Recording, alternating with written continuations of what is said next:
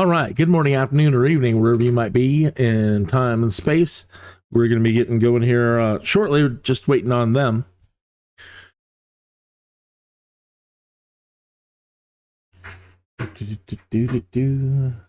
Happy Friday, TGIF. Sorry about yesterday having some. We had an electrical problem. We had a circuit box problem that had to be I've asked this on my addressed. times. So he was in my room working with some things here, and so I couldn't get to do couldn't do my stream. I don't want to hear two. But I want to hear. Good news is all taken care of today. What's your favorite airplane in the sim? I'm gonna say probably the Cirrus Vision Jet for me. So hey, it looks like somebody else is out there in an F-35 today. So today you are going to have something that flies over 400 knots. We're going to be going from San Francisco to Colorado. Man, the double ender. There we go. From here back to my home. Draco X says Blaze. Draco X is a good choice. Will Gazar says, "Hey, chat, y'all." I kind of think the autopilot might be broken on the F-35, but we'll see what we get. Kodiak, okay. Ornithopter and the Dragon. EDV Hector says the Corvallis. That's the exact plane I'm flying today. There it is. So the reason why they're doing the San Francisco to Colorado today is part of City Update 10 was released this week. So San Francisco's been redone, Denver's been redone. It doesn't seem like they did a whole lot, but I really can't say 100% how different it was. Dallas and Honolulu, and I guess there was some problems with those, but hopefully they're all working fine now. There's a great choice. Here's my hot take. I don't necessarily enjoy flying the DC-3. I prefer personally more like water aircraft than that. However, the question was, what do you like flying in this system? I would not answer DC-3 to that. If you rephrase the question and say, what do you think is the greatest plane of all time? Hands down, my answer is DC-3. Don't even need to think about it. Easily stated. Surprised there are not more people already staged. So as you can see, we can see people this week. That was quite the interesting problem to work out last week, why we couldn't see everybody. And it ended up being one of the new settings in 2024, the air traffic setting at the very, very bottom of your graphic settings. So you might have everything right. Everything you need to see every other player in multiplayer. And if you have that one setting off now, it'll override everything and you won't be able to see anybody. So that took almost the entire live stream last week to figure out. I think it's the most versatile and most long-lived aircraft ever built. Designed in the 1920s and flying in the 1930s, almost 100 years ago. And it's still flying today, operationally. Not just for air shows, not just for museums, not just for like vintage aviation. Flight today. I do have Bushtalk audio loaded in case we pass by anything interesting. Military dropped paratroopers during World War II. It was converted into it does it all. Most versatile, most long-lived aircraft. I don't think you can beat DC-3 for that.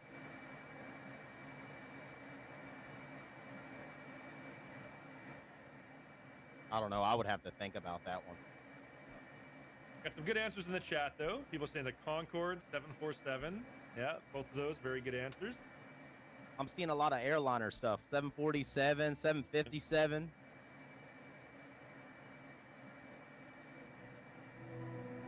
We're not getting the hover option right now. I don't know if we're on we're not on level terrain or what.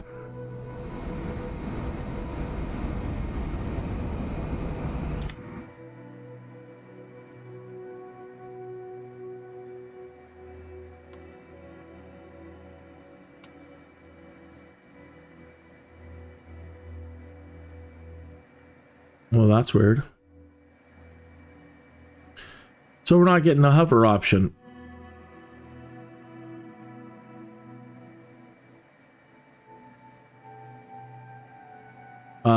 Usually, yeah, crooked terrain, but in this case, I don't know.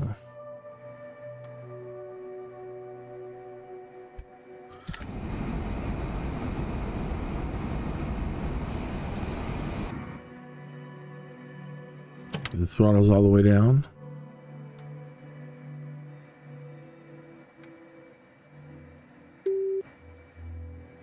No, all we have is auto takeoff.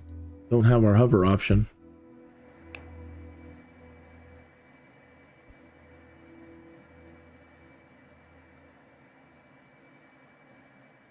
Very interesting.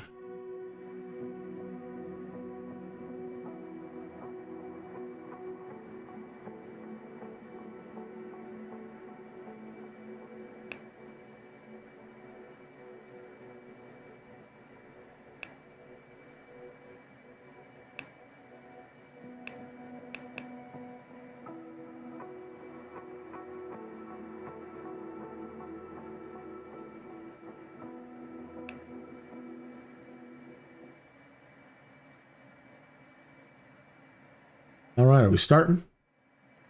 Not quite. Let me turn up the audio on the channel over there. I did not catch who was the who all of the hosts were for this Friday, but we'll know soon enough.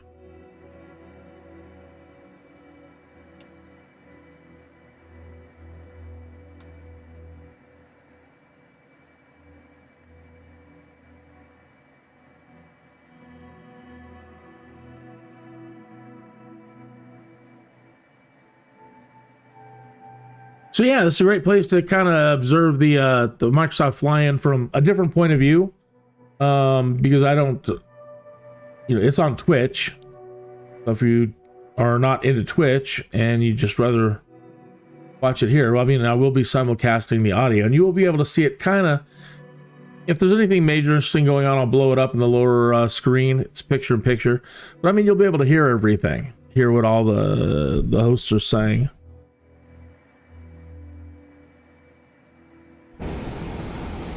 This is a little bit more like it.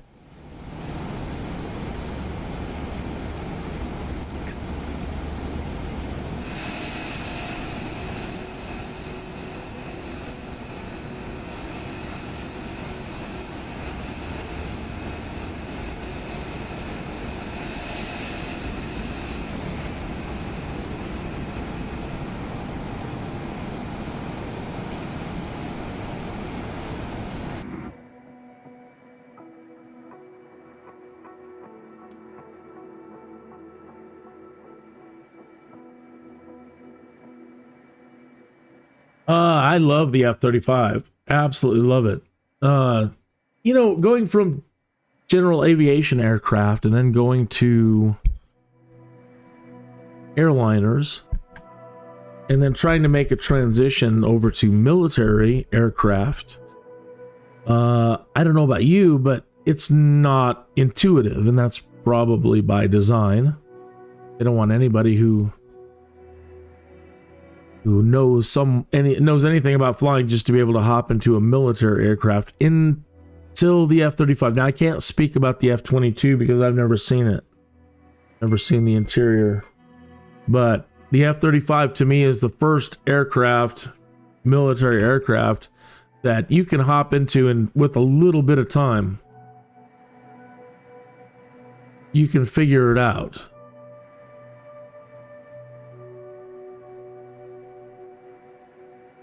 Not everything is so foreign, and it's pretty amazing. Here we go. Okay.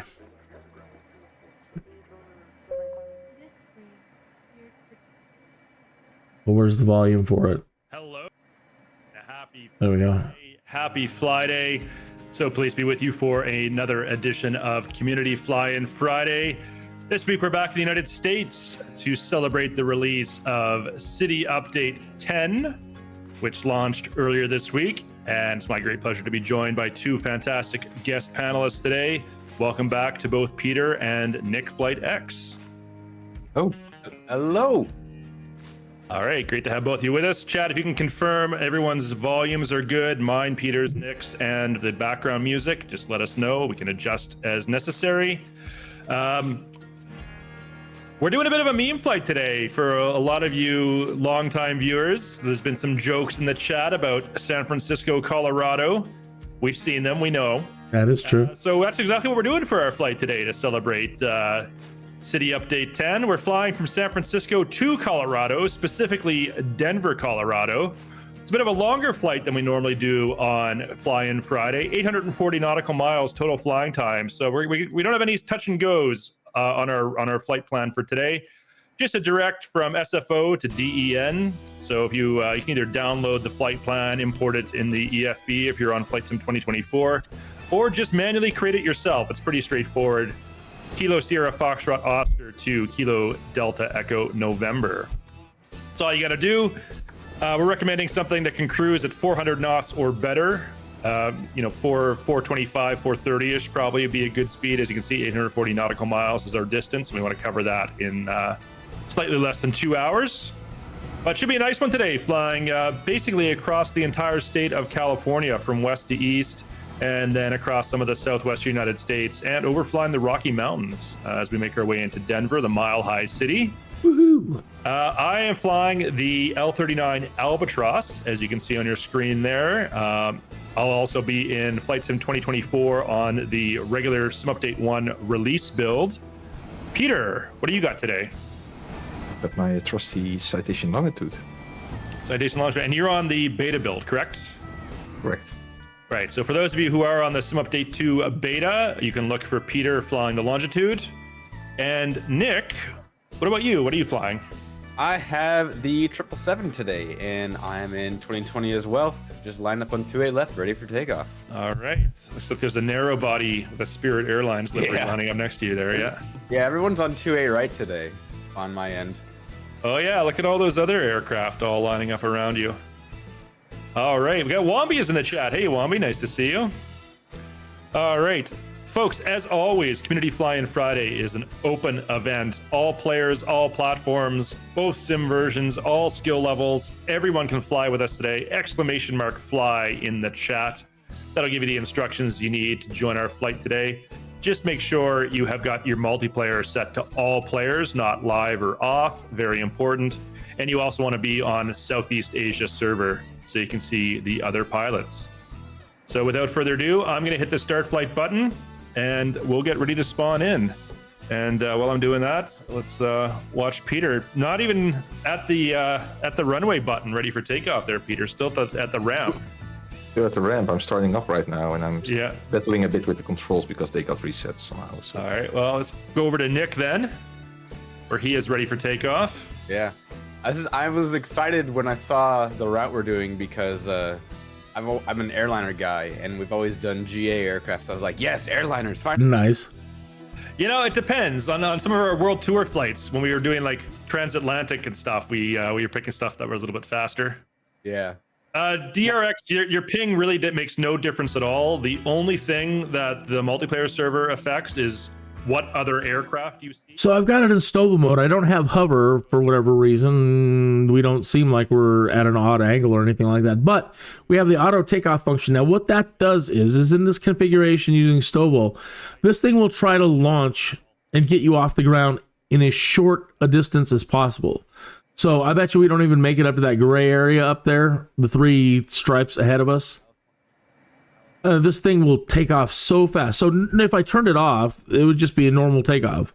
If I switch this off and the engines rotate back to the normal position, that's just a standard aircraft takeoff. But again, if you need short runway for whatever reason, or carrier or whatever, you don't have a runway, then this is what you do. And you get it here to auto takeoff, and then you'll click the auto takeoff option on this screen here.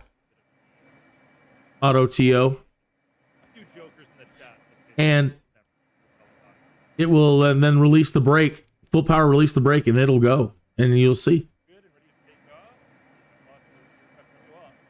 Got some real traffic as well. We got United Airlines, Delta Airlines, etc. up ahead. JetBlue taking off in front of me. But then, of course, got lots of aircraft stacked on the runway too. We're going to set our cruise altitude to 20,000 feet today, but I am going to do a manual takeoff, not engage the autopilot. Of course, we could not leave the Bay Area without flying underneath the Bay Bridge and the Golden Gate Bridge. Yeah. All right, my parking brake is off. All right, so let me hit full throttle, hit auto takeoff. In my L39 Albatross, and we're underway. And Community flight. let's see. Come on, baby. 10, San Francisco. And she's up. See, we didn't even make those 3 bars. We're up. So once we get up to speed, it'll transition itself. The San Francisco Peninsula is a peninsula in the San Francisco Bay Area that separates. There we go. We're transitioning. From the Pacific Ocean. Positive rate. On its northern tip is the city and county of San Francisco. Taking off Its on the southern ones right base across is in me. northern Santa Clara You're County, up. including Flaps the up. cities of Sunnyvale, This is the Palo fun part about Alto, San Francisco, Mountain these View, runways. and Los Altos. Most of the peninsula is occupied by San Mateo County, between San Francisco and Santa Clara counties, and including the cities and towns of Atherton, And up we Belmont, go. Brisbane, Burlingame, Colma, Daly City, East Palo Alto, El Granada, Foster City, All right, Hillsborough, Peter's still Half taxiing. Moon You might need to Bay, do some La catching. Yeah. for us, Peter. Lomar, Los Altos, I'm Menlo Park, kind of lost. Millbrae, Mountain Yeah, View, maybe just Pacifica, restart your Palo flight Alto, from the runway. Pescadero, Portola then I have to Valley, do the Redwood reinitialization, City, again. San Bruno, And San what Carlos, was San again? Mateo, What was South San Francisco, Sunnyvale, and Woodside. Why? Whereas the term Why? peninsula in a geographical sense technically refers to the Oh, I entire don't San know any Francisco shortcuts Peninsula, off my head. in local jargon, the peninsula does not include the city of San Francisco. I believe it's the same if you hit F4 a few times here. But how do I put on the screen? Just Y. Nope. Nope. Okay. You might have to rebind that. Yeah, but I. All right, here we go. Here's some of the new on my screen, anyways. The new photogrammetry you can see for San Francisco. Saw some positive comments on the chat. People were saying that the cargo cranes at the port of San Francisco now look like cargo cranes, which is nice improvements. A couple of them there. Peter, of course, you'd be very familiar with the proper look of cargo cranes in marine terminals. It's weird my afterburner's not kicking on either. The Bay Bridge up in front of us. Next, San Francisco on my left to Oakland over yonder on my right. And we are, of course, going to fly underneath the Bay Bridge. We'll also make our way and fly underneath the Golden Gate Bridge, which you can see over there. Another reason I picked the 777 in the United livery today is actually, you don't know, during Fleet Week, they have an air show right over the bay here between the Bay Bridge and the Golden Gate, and United always flies a 777 right down the shoreline to the city from the Golden Gate to the Bay Bridge, really low and fast. It's amazing to see. A couple famous buildings from the San Francisco Candlestick skyline. I'm going to Park focus was on an flying outdoor underneath this stadium bridge. on We'll the get west the coast of Salesforce the Tower United States, and the located in San Francisco's Bayview Heights area. The stadium was originally the home of Major League Baseball's San Francisco Giants, who played there from 1960 until 1999, after which the Giants moved into Pacific Bell Park in 2000. The last event held at Candlestick was a concert by Paul McCartney in August 2014, and the demolition of the stadium was completed in September 2015. As of 2019, the site is planned to be redeveloped into office space. Candlestick Point was named for the candlestick birds that populated the area for many years. Due to Candlestick Park's location next to the bay, strong winds often swirled down into the stadium, creating unusual playing conditions. Alcatraz is right over here. Buena Lighthouse is a lighthouse in California, United States, in the San Francisco Bay on Yerba Buena Island, California. The island's lighthouse connection began in 1873 when the lighthouse service moved the district's depot from Mare Island to the southeast side of Yerba Buena Island. In 1875, construction was completed on the 25-foot tower with a fifth-order Fresnel lens, brought from the recently decommissioned Yaquina Bay Light in Newport, Oregon. In 1886, another fifth-order lens replaced the previous one. In 1933, a tunnel was bored through Yerba Buena Island to serve as a link between the east and west sections of the Oakland Bay Bridge. The light was automated by the United States Coast Guard in 1958. It is currently an active aid to navigation and not open to the public. Now that the lighthouse is automated, The former keeper's quarters are now the home of the Coast Guard Admiral. I'm surprised Alcatraz didn't trigger. Go a little bit more forward.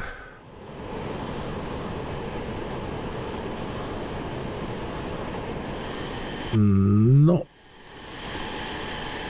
But I will make it trigger.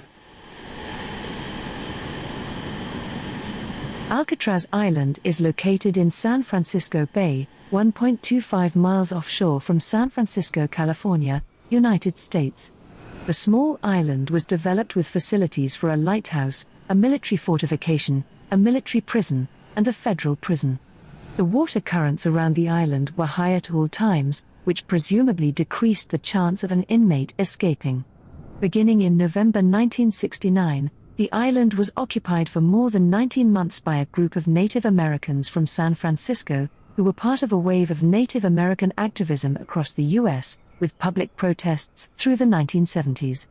In 1972, Alcatraz became part of Golden Gate National Recreation Area and received designation as a National Historic Landmark in 1986. Today, the island's facilities are managed by the National Park Service as part of Golden Gate National Recreation Area. It is open to tours.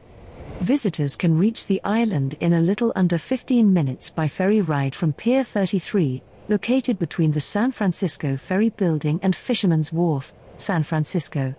Hornblower Cruises and Events, operating under the name Alcatraz Cruises, is the official ferry provider to and from the island.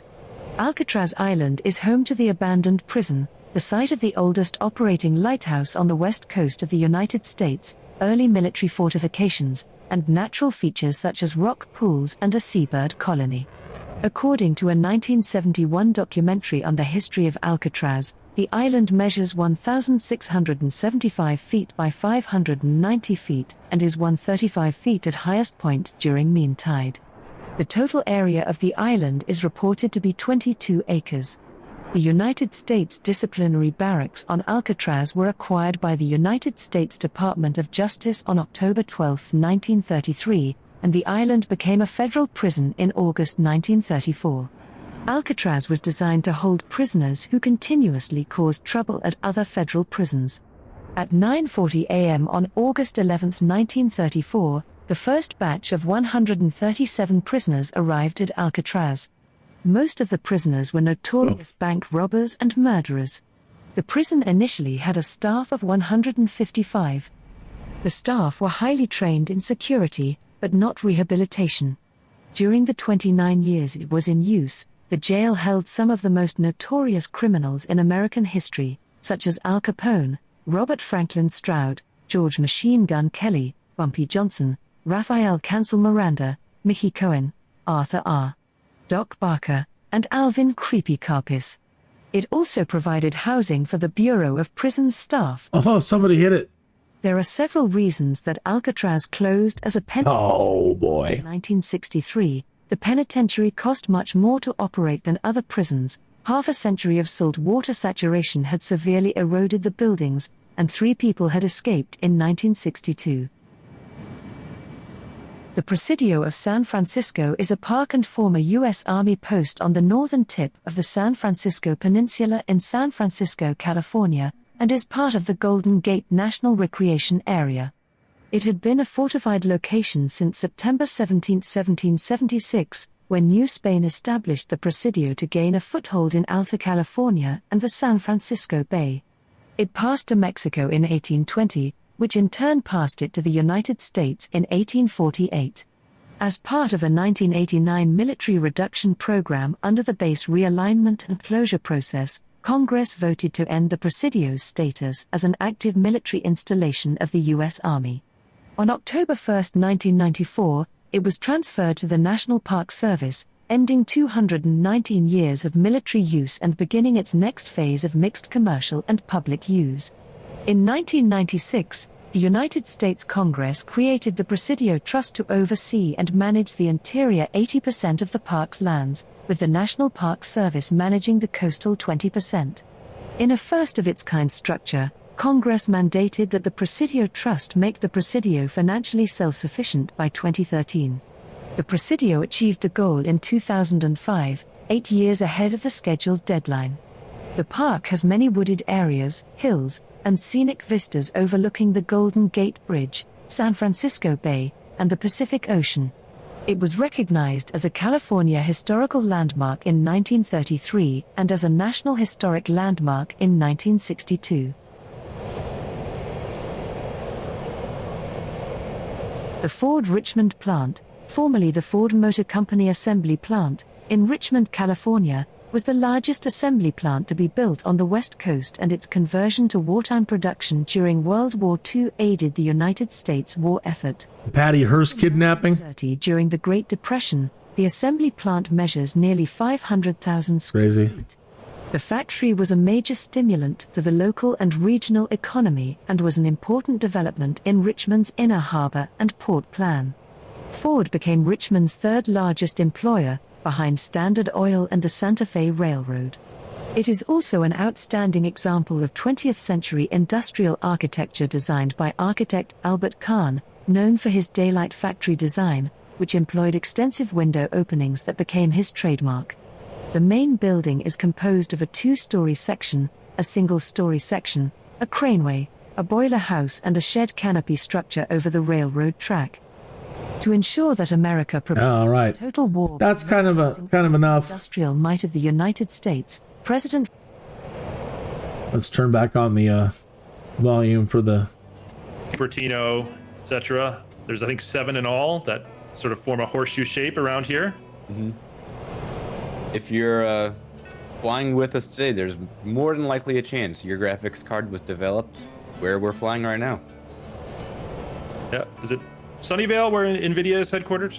Yeah, it's in the South Bay somewhere. Either Sunnyvale, San Jose area, Santa Clara, maybe even.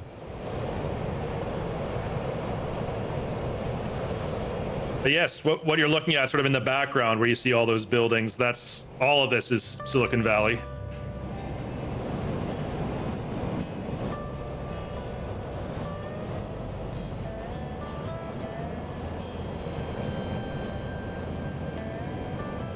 That C-17 on your stream, what is up with that C-17? Is the textures just weird? Maybe a little bit. Yeah, it must be your livery thing. Yeah. I don't know.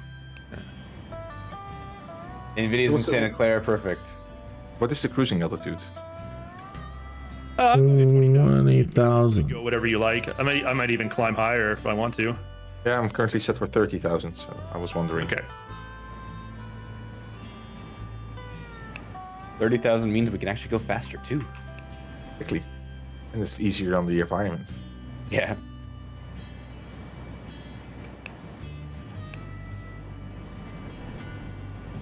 Trying to get the All right, I've got a true airspeed of 400 knots. That's kind of perfect for what I'm looking at. So I think I'll stick at this altitude, but Perfect. heading if you in airliners or business jet, 060. you might want to go a little bit higher. Ground speed of 429 at the moment. Autopilot. I might have to slow up a bit then. I'm doing 450. The autopilot is so janky on this thing. So I'm trying to tell it to do a speed hold and a heading hold. Do you ever seen the Patriots fly their formation flights with the L-39? Have not, no. Oh, they're a really good formation team. Yeah. Actually, we No. flew over where they're based as we left the Bay Area. They're based just in the East Bay, there, and they have Sabre liners to transport their team between places, and they have all L-39s for their demonstration flights. Very cool. I have seen a lot of L-39s flying in close proximity with each other before at the Reno Air Races and the jet class very races. nice.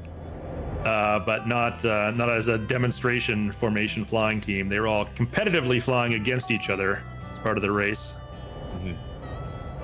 It's in New Mexico now, right? They moved their air race to New Mexico. Yeah, this September, 2025, will be the first edition of the Roswell Air Races. As was Roswell. Yeah, so Roswell, New Mexico will be the new home of the National Championship Air Races starting this September. 5 months from now, in fact. Nope, still climbing. This silly thing.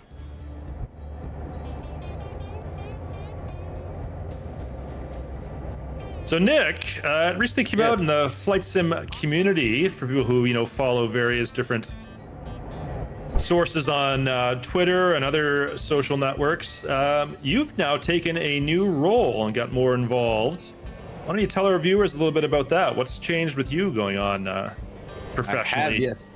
Yeah. So I was reached out to by a good friend, and he basically offered me a position as a community engagement coordinator. So that person was Edson, and I am now part of Parallel 42 as the community engagement coordinator. If you're in the Discord and have looked at support recently, I've been answering questions in there. I'm answering Facebook and YouTube comments and stuff like that, and also showing off one of our products as well that we just The launched. San Joaquin River is the longest river of Central California and in the it's been United really States. fun so far. The They're a great group of people over there at 366-mile Parallel long 42. river starts in the High Sierra Nevada and flows So through the Chase Plane, of course, launched for Flight Sim 2020 earlier this week on Monday, I believe. A lot of questions we're seeing from our fans and followers on our social networks. Is Chase Plane coming to 2024? It is. When is always the big question. I'm waiting for their camp out utility. Ready? It'll be out. That's what excites me. Really give release dates because stuff changes all the time, of course, and or some bugs pop up. Bug squashing is harder for some stuff that you might not think is difficult, but other stuff is fairly simple, but it takes time. Someone said they want to have flow in 2024. We do too. We want to have everything over there as soon as we can. Stuff takes time, of course, so be patient. There is a place on our website where you can see what the progress of some stuff is and what's compatible. We have some stuff out, but we're working through to get everything ported over. Yeah, your comment about bugs take longer to squash than people realize. If I had a nickel for every time I saw a comment on the forums where someone says, I don't understand why it's taking so long to fix this bug, it's just one line of code. No. Tell me you don't know anything about programming without telling me you don't know anything about programming when you make a statement like that. Yeah. All right, Peter is doing some control bindings while he's getting that set up. Look at this beautiful formation of aircraft I have behind me on Flight Sim 2024. This is the Sim Update 1 live build. Peter, of course, is on the beta build. Having said that, it's so convenient that you can just edit bindings. Well, Now, how is my I was gonna now my thing I really love about whatchamacallit, my afterburner is kicked in, and it shouldn't be. Once you, I don't know if my controls are correct. Then let me see here. All right, let's take a look at Nick. I don't know how that's toggled on. bringing the speed on back a little bit because we're going almost 500 knots and you guys are going 400. I'm doing 407. F-35. Yeah, I'm throttling back to about 90% throttle. Hex the Legend. We are working to get flow, but no timeline, unfortunately, that I can say. Don't know. But it shouldn't be toggling on when, you see, maybe I'm on the wrong screen, that's why. Yeah, I think that was it. If anyone wants to really know, I encourage you to just try and make a scenery, a simple scenery, and you can see how difficult it is and how much you have to learn to make stuff like this for Sims.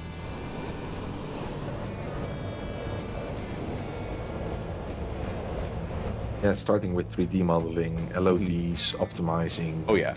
PBR textures. And then the whole 2020, 2024 SDK, getting it all up to websites. Deal with people who are want to, which want have more free stuff for nothing. Brainless, I'm at 0.795.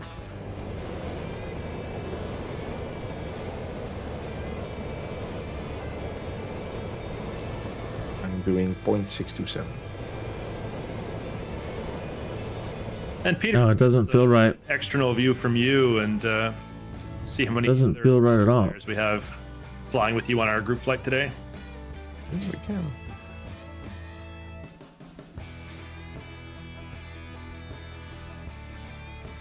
Gosh, those clouds, every time I look at them, amazing. How 3. they look. They really do, don't they?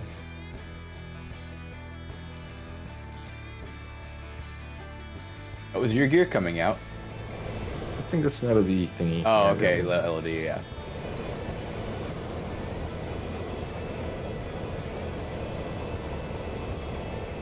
I'm curious if anyone in the chat is doing VATSIM across the pond tomorrow. Because that is the most insane Throttle. group flight I've ever seen. I mean, like, Is it eastbound or westbound tomorrow? they're going westbound from Europe to US. North America. Yeah. To North America. If you haven't seen it on a map, I'd encourage you. There's a couple websites. VATSIM Radar, I think, is the name of one.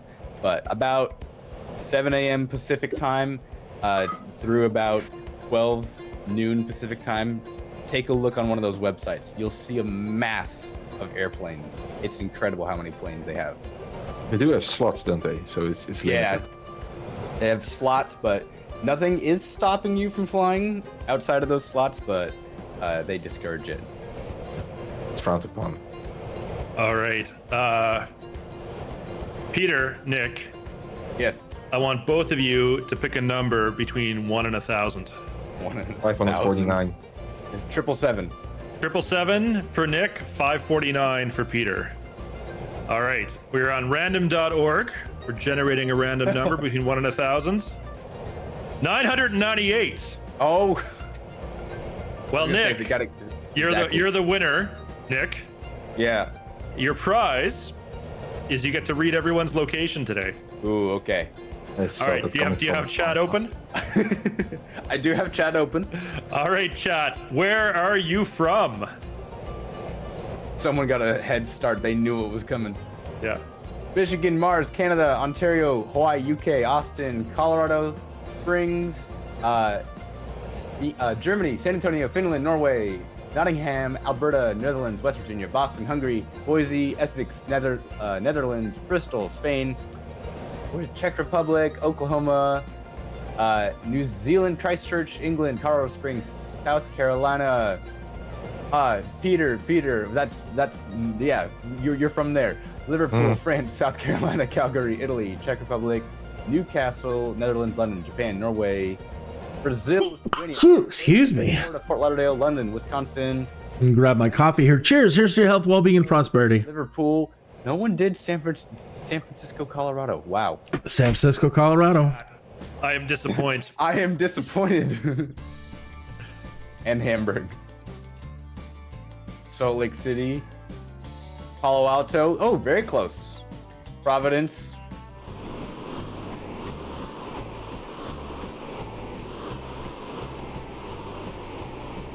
San Francisco. There it is. Someone did it. Actually flying over Lake Tahoe at the moment. Here we get a chance to visit Lake Tahoe. Very beautiful. It's actually quite close to Reno, and a couple years ago, with we on the flight sim team, myself, Jane, and Skidor, we all had a chance to go to Lake Tahoe on sort of an afternoon that we weren't at the air races.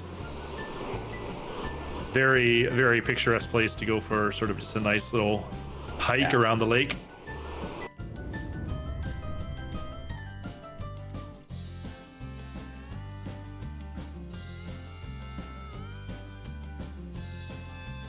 Great skiing near Lake Tahoe. Okay, well, I wasn't there in the winter. Ooh, yeah. I think Lake Tahoe is one of the I don't know. It's the only place I've been to. I think it's one of the top places in the world for skiing outside of Europe and like Switzerland. Now, interestingly here, Nick, I'm looking at my EFB where I'm located. There's KRNO. That's Reno, Nevada there. This is Lake Tahoe.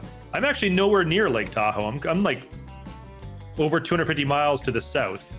Or sorry, not 250, like 25 to 30 miles to the south of Lake Tahoe. It would be over there. That's a big difference. Yeah. So I pulled a real flight from FlightAware and programmed it into my FMS. So it's taken me over Tahoe, and I believe we're also going to go right over Salt Lake. Is what I have it programmed up. A little further, just because I knew I'd be a little faster. Sounds like somebody's coming up on us. For 1,000 years in the sim. Well, I have no control over people who get banned in the sim. You'd have to petition to the Xbox team to have your account unbanned. But I'd be very curious to know what you did to get that ban. Getting right. the sim is hardcore. Yeah. You have to really try. Yeah. You really have to go for that. Well, you've got Murph is in the chats. Hello, Murph. Nice to see Hi, you, Murph. Two-Tone Murphy. Top of the morning to you. Please, one is enough. Oh, that's rude. Well, speaking of good skiing in North America, my local, air quotes local, and it's like an hour and a half drive away, 2 hour drive away, is Whistler, which is considered the best resort in North America by a lot of skiing aficionados. Where I was reading chat. Where did you say it was?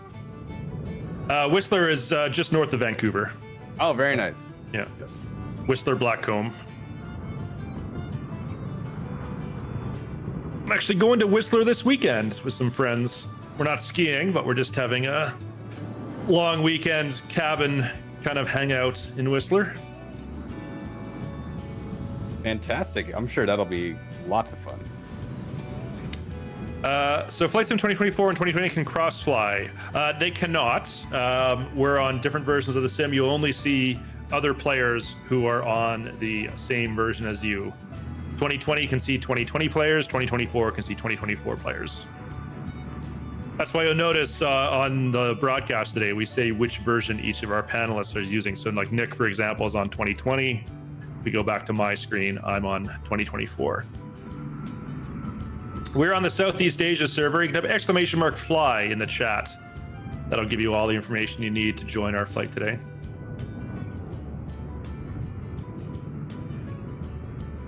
Are you going to a cabin in the woods? No, I was very bad, well-deserved ban. I'm proud of it.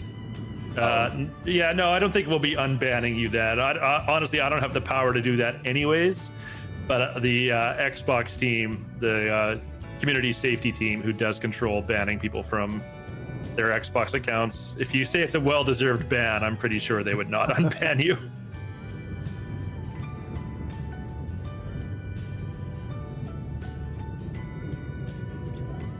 Okay, let's see.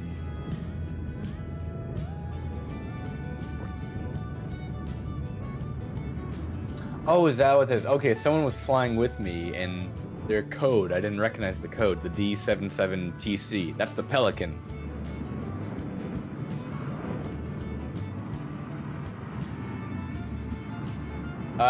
Brainless, I'm on standard altimeter. I'm on fair weather, so it's like standard everywhere anyways. So I'm not on real world weather. I've heard Revelstoke has pretty epic skiing. I've never been to Revelstoke, but by reputation, that has some of the best powder skiing. Oh, beautiful. F-14.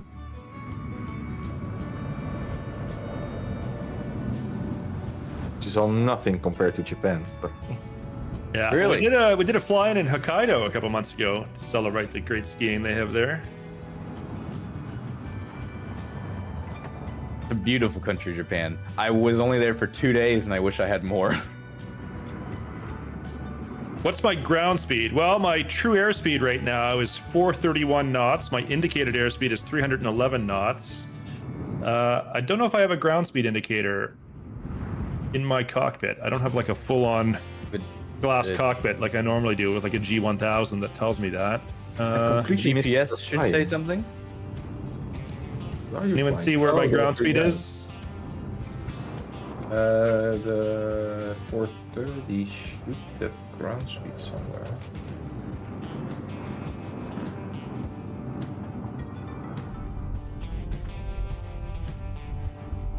Oh, blacked out. EFB, tell me my ground speed at all?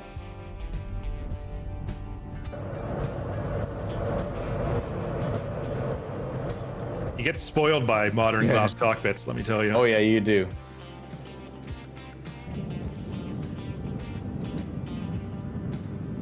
Let's slow down a little bit more. I think I'm getting way too ahead of you guys. But yes, as you can see 0.75. there, my indicated airspeed 315, my true airspeed is 430.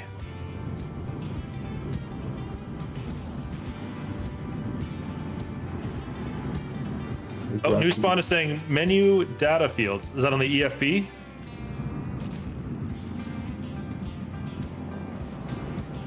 Maybe one of the things on the right there.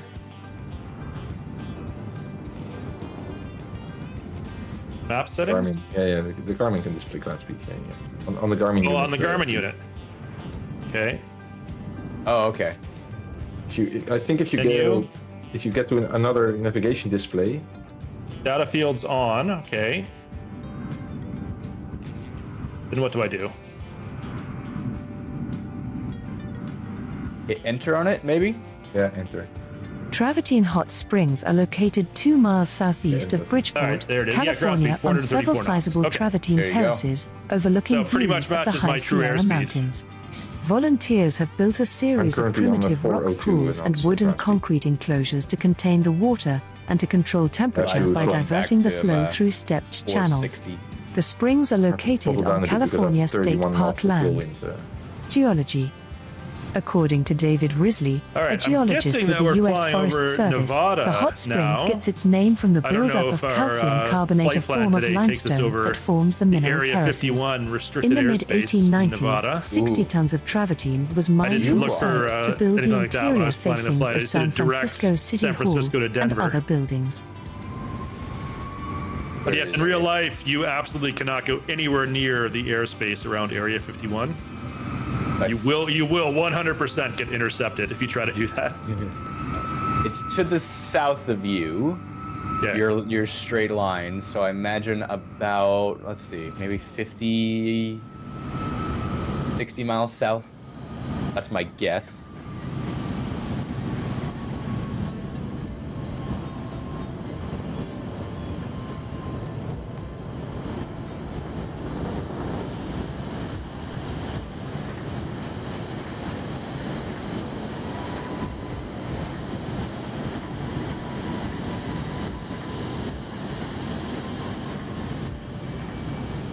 Brainless, I love how you have the eyebrow windows on the 707. I miss eyebrow windows. And everyone's like, what's eyebrow windows? It's actually, they had windows above the other one, so they would have it like, oh, let me go to one of my views here. They have windows like above the regular cockpit windows. On the old 7.3s, you'll see those.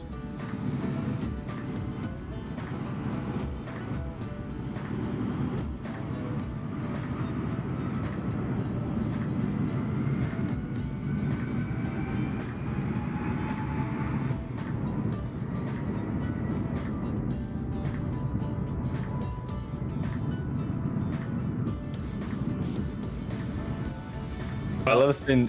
Go ahead. I was gonna say, just a beautiful day for flying today.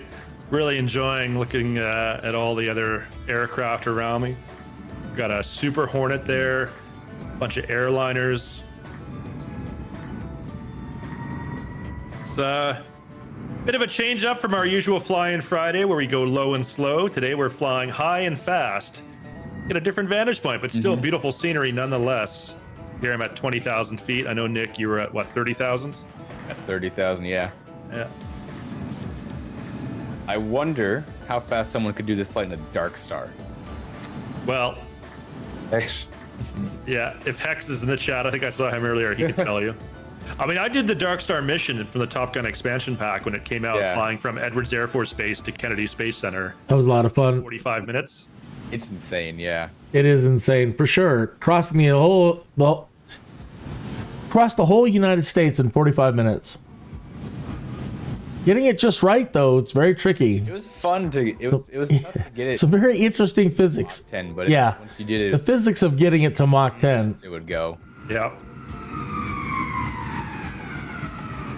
Definitely interesting.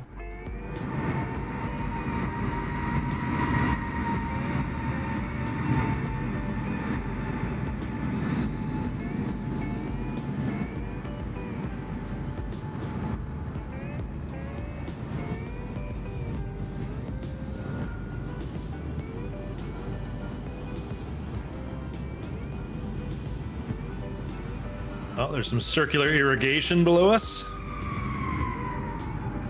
You know, not a lot of signs of civilization, though. You gotta say, not really, really many settlements, cities, towns, etc. That's the sort of farmland below us is sort of the first bit of human activity we've seen in a while. Pretty sparsely populated here in remote Nevada. These have something to do with the temperatures. But that's just a hunch. Yeah, well, we did fly over, or at least near Death Valley earlier in California. One of the hottest places on Earth. And one of the driest places on Earth. I used to live in Mojave, right outside the gates of China Lake Naval Weapons Center. Desert on Earth. Gobi. Oh, I know the answer. Me too. No? Let's Gobi? give Chad- me. Kick let's me, give Chad an Professor. opportunity to answer first. Pick me. Whoa. Whoa. Whoa. Whoa. I see a lot of people getting it right. Yes, it is. It is Antarctica. Is the Oh, really? A lot of people don't realize that. They think like you see like desert. People think like hot and sandy. Right. You know, like Death Valley or the Sahara, etc. That's the Well, why didn't you say the driest place on Earth? the dictionary definition of a desert is defined by lack of precipitation. Gotcha. And by that definition, which is the official definition, Antarctica is the largest desert in the world.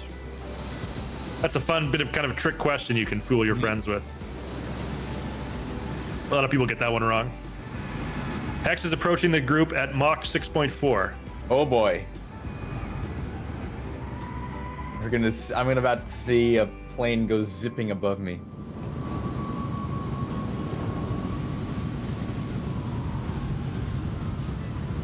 Actually, no, he might be south of me because I am on the other path. Well, Nick, let's take a look, see if you can just Let's rotate see, your camera around. And Oh, I've done something really stupid, PD. what's that, Peter? Well, you know that one server we have that's really the social media, where you can only say certain words. Oh, One- yeah, I do know. Yes. Yes. So there was this user that reached out to me via DM for some Discord issue. And then he got kicked from the server because he hasn't verified yet. But I saw I had another server in common, and I thought that was the double counter icon, but it was actually the other server. Oh no. So Did you just get banned? Yes, I reached out there with a forum link. Oh no. Well, there is an Oh. amnesty at the end of the year. Yes. So you can get invited back on like January 1st. Yes. So for those of you who don't know, Peter and I are members of a Discord server called, what's the exact name of it? I have so many Discord servers on my list now. Where is this Yeah. one? But its logo kind of likes double counter or custom Yes. custom command. It's called the Ultimate Social Media Platform. Exactly. And there are only 3 things that you're allowed to say on this server. You can say hello, you can say how are you, and you can say good. And if you say anything other than those exact 3 phrases, you immediately and instantly get permabanned from the server. Like me. Just Like Peter just did. That's amazing. No, it's not. Well, yes, it is. It's funny, the server, but I Yes. apologize that it happened. And I was already like for several years, you know, I was Yeah. really doing really well. Oh, Peter, I just saw your ban message, and a whole ton of people just responded good to you getting banned.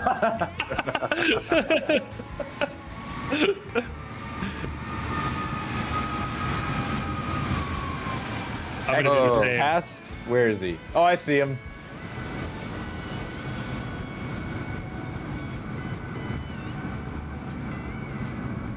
Yeah, that's my own stupidity. Don't do things at once, right? see his contrail as he went zooping past us.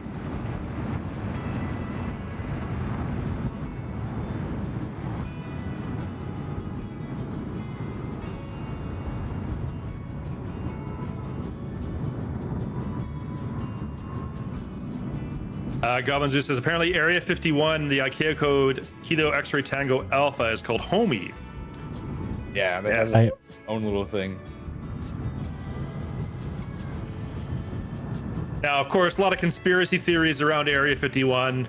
People think there's like crashed alien UFOs and things that are from there.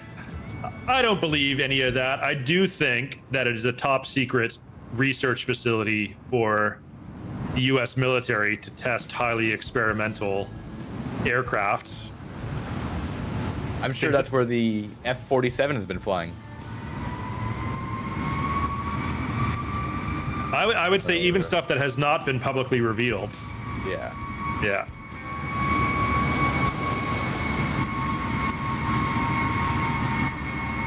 Did you see they did the press conference when they revealed the new fighter jet, the F-47, and they said it's been flying for 5 years already. I was like, wow, how did that? It's amazing they can still keep it secret with everyone with cameras nowadays and trackers and everything like that.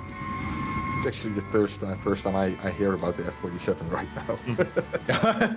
Yeah, they I don't think they gave it a name yet, but the F-47 is the new 6th gen fighter that that Boeing is gonna make.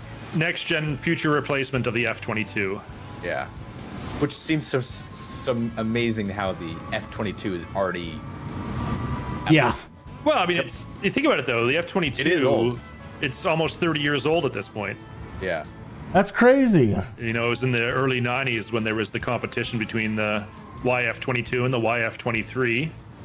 F-22 won that contract, but that was, again, almost 30 years ago. So technology marches on. I'd be curious to know what, after, you know, the F-47 gets out, if they ever declassify what the other aircraft that Lockheed was going to make.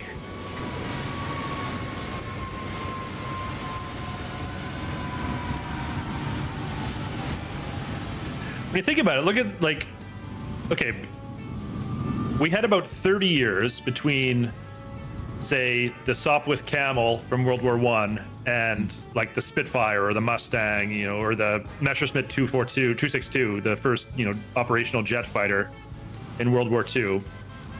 Then we went from that, another 30 years, we went from that to, like, the F-15. Then we basically went, like, another 30 years between the F-15 and the F-22. And then now we went another 30 years between the F-22 and the F-47.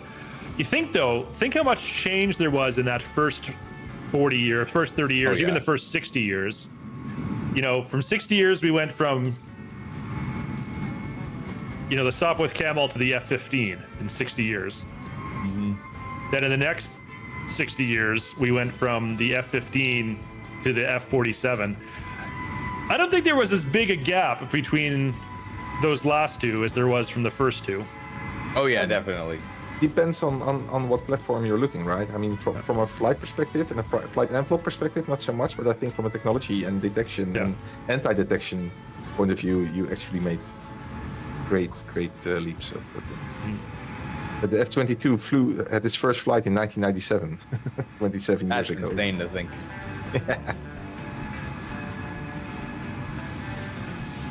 Oh, I don't have the Darkstar installed. Oh man.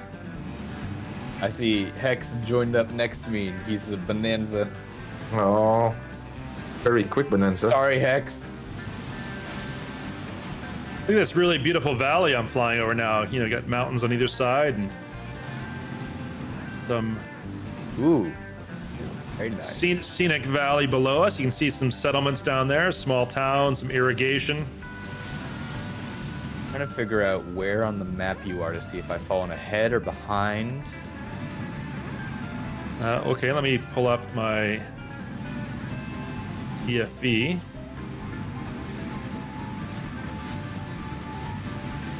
Here's where I am. Okay, you zoom in. Let's see. Figure out if there's like an airport right above you or right by you. Okay, I'm basically a beam to Kilo Tango Papa Hotel. Okay. A little bit north of that. Looking at your screen, Papa CD, Hotel. I would say you Okay. roughly are like Perfect. third on the way, maybe less. Yeah. Or And already actually- one up, maybe probably less than a third. Well, we And- did do some fooling around in San Francisco, flying Yeah. underneath the Bay Bridge and the Golden Gate Bridge. We didn't get right on our course immediately, No, but still, but still. look for myself. Perfect. Don't think I it's am- much better. Just to beam you guys, I'm actually gonna, in 2020, we're gonna speed back up a tad just because we're going a little north and our arrival isn't exactly direct. So we're gonna get Yeah. a little ahead. Yeah, I'm going to speed up a little bit too. My ET is saying 1 hour, 18 minutes until Denver. So I'm going to speed Alright. up slightly. What was departure airport again? KSFO, right? Yes, KSFO to KDEN. Then I actually have a line on my EFB that helps. But me as well. I'm hardly a third on the way. I would maybe a little more than a quarter, but I'm not sure.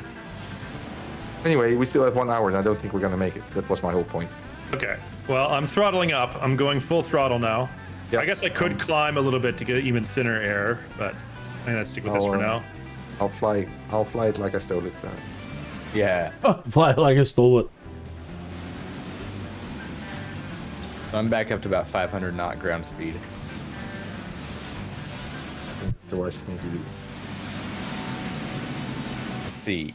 My FMS is showing. Where's the time? Oh, button? new spawns here says ground speed is on the EFB is built through the flight information button.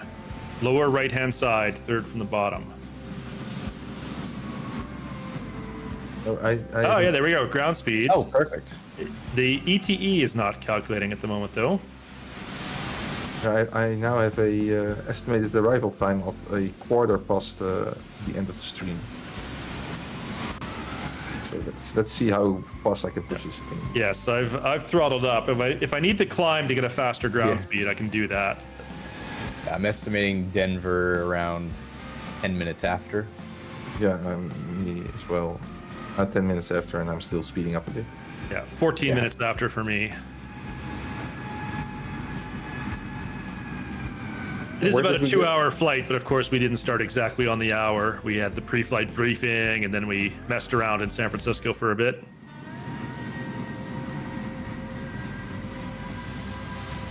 Okay. I'm now showing up 7 minutes. 7 minutes behind schedule, so that's doable.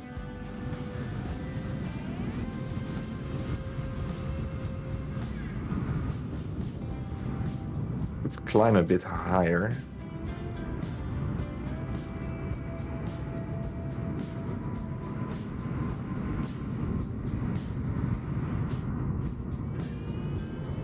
Let's go to 38,000 feet.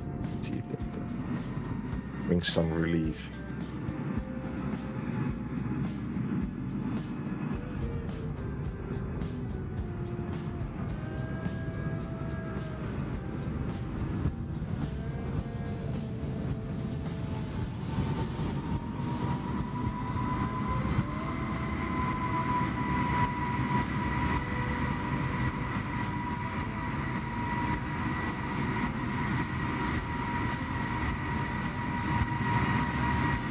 I don't think we're going to be flying over it on today's flights. Someone can look up our path and validate, though. But there is a very famous spot in Colorado, or at least on the border of Colorado, known as Four Corners. And it is the only place in the United States where 4 states all touch each other. I believe it's Colorado, Utah, New Mexico, and Arizona. If I got any of those Indeed. wrong, someone in the chat, let me know. Kind of weird when you You're think right. about it. Since Yeah. everything is a straight line, state-wise. Mhm. Not everything. Yeah. I mean, yeah, but for us Yeah. Europeans, everything is just Yeah. straight. yeah. You'd expect there to be more than one cross for fours, but no. Okay. Yeah. But yes, that is the only place in all of the United States where 4 different states touch each other.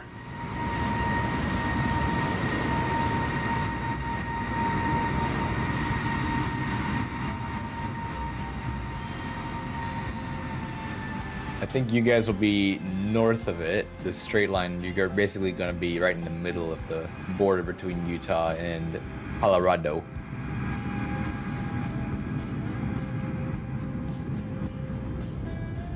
I was looking at the map and I thought, there's one, but that's exactly the one we're talking about. Which makes sense because it's the only one, so.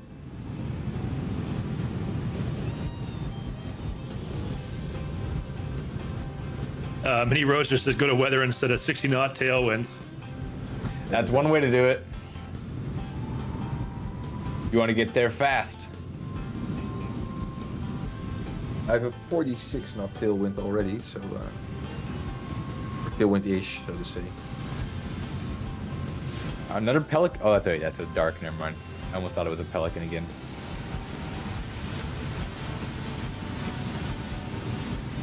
There's two things I need to make sure I install before the next time I'm on the stream. Pelican, Dark Star. Yep.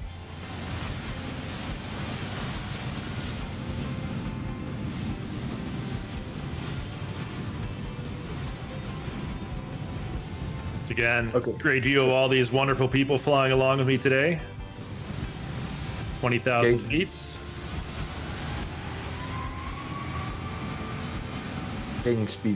Gaining altitude cost me 3 minutes in total. So, no, not worth it.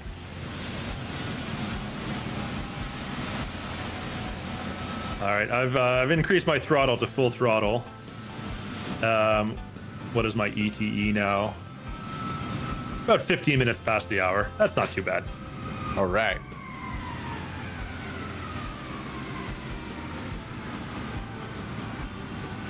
I like how Endurin is being like happy pelican noises, sad pelican noises in the chat. What is the cruising speed of the Pelican, Edorin? I know we've flown it on Flying Friday before, but that was when it first launched like 2 years ago or 3 years ago.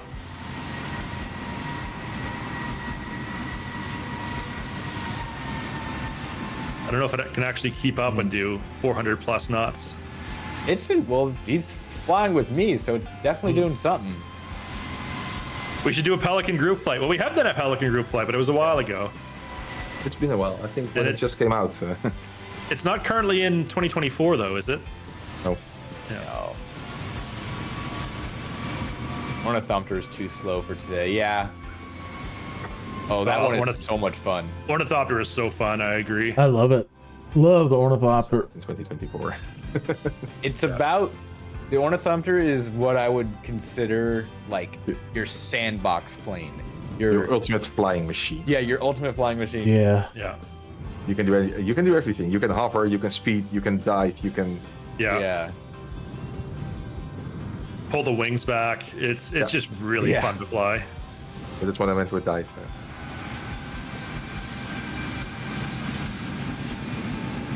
You can thread the needle through like bridges and things. Some pretty cool videos online of people doing that. Mm-hmm.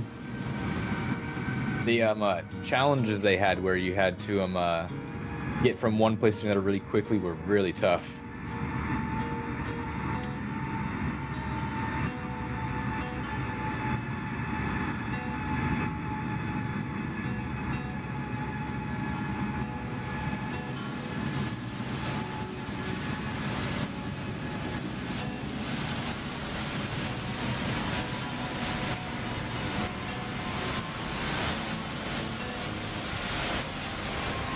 Be right back. Okay. Have you been watching any good shows recently, CD? Well, I don't want to spoil it because it only just came out, but I watched the first 3 episodes of Andor the other night. Oh, Yeah, me too. I can't wait to start watching that one. Yeah, it's ridiculously good. It's Star Wars for adults. It's like a, at least so far, it's more of like a political intrigue drama. Yeah. You know, it's sort of like where does resistance against an authoritarian, almost fascist-like government? How do you foment resistance against that? Yeah. And but obviously set in the backdrop of Star Wars. And yes, very, very good. Highly recommend it. I would argue this is the best Star Wars content since the 80s. It's Star Wars for adults, yes. I don't like if you put like 10-year-old me and made me watch Andor, I would probably honestly be bored of it. Yeah. But current age me loves it. See, yeah, I'm gonna do what Hun Dude is doing, and I gotta rewatch season 1 before season 2 comes out, or before I go to season 2 again. Yeah. The one I've been watching recently is Severance. Yeah, I watched the first 3 episodes of that a few weeks ago too. I'm watching it with a friend. It is a mind bender of a show, and I just finished season 1 last night, and now I'm starting season 2.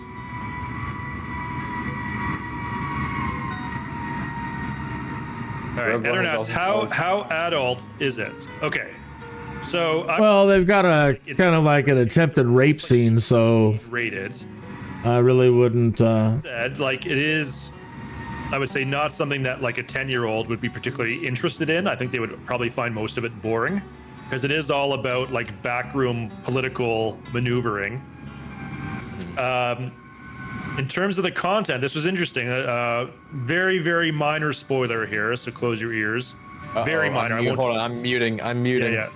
In episode 3 of the current season that just came out, there is an attempted sexual assault that happens in episode 3, which again, it's prompted some conversation online. That is this kind of thing appropriate for Star Wars? Because you haven't really seen that in Star Wars before, so.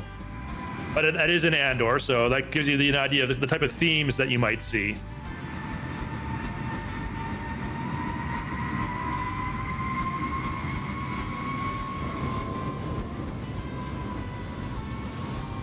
All right. Done? Done. Perfect. And then I was trying to watch your lips and see. When you were done.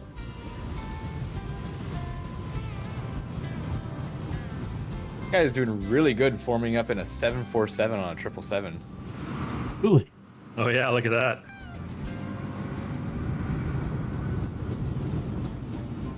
Elliptic post or epileptic. That's a hard word. Okay, hold Elliptical? on. I need to say this word right. Epileptic. That was a tongue twister. Why did that one give me so much trouble? All right, now let's talk about Severance a little bit. Again, no spoilers. Yeah. I'm only 3 episodes in, so I haven't seen a lot of it.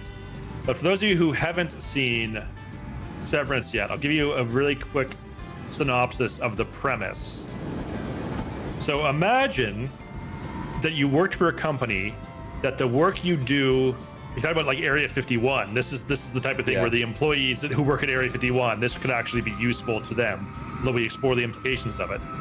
Imagine if you go to work, but the work you do is so top secret that your employer doesn't want you to have any memory whatsoever of your job once you leave the office. And so they developed technology. I don't know a whole lot of people that want any memories of the job that they do now. Your office, you have absolutely no memory of your outside life. And No, I think that kind of sounds ideal for some people. of your inside work life. So you essentially become 2 different people at this point. And so for the people who are the workers, they're always at work. Imagine, you get off work, but you have no memory of seeing your family, of enjoying your personal leisure time, of doing your hobbies, of sleeping, of having dinner. You don't have any memory of that at all. Your entire life, all that you can remember is just being at work for your entire life. And then your outside life, it's like you show up at the office, you fall asleep, and the next thing you wake up and your work shift is over, and you have no memory of actually being at work. that's nice. That Right. Yeah. Right. for the outside person, Yeah. not for the inside person. No, but I'm not him. Yes. Wait, I am. Well, exactly. And that's Yeah. one of the premises of the show is you're allowed to quit your job. You can leave anytime you want, but both sides have to agree.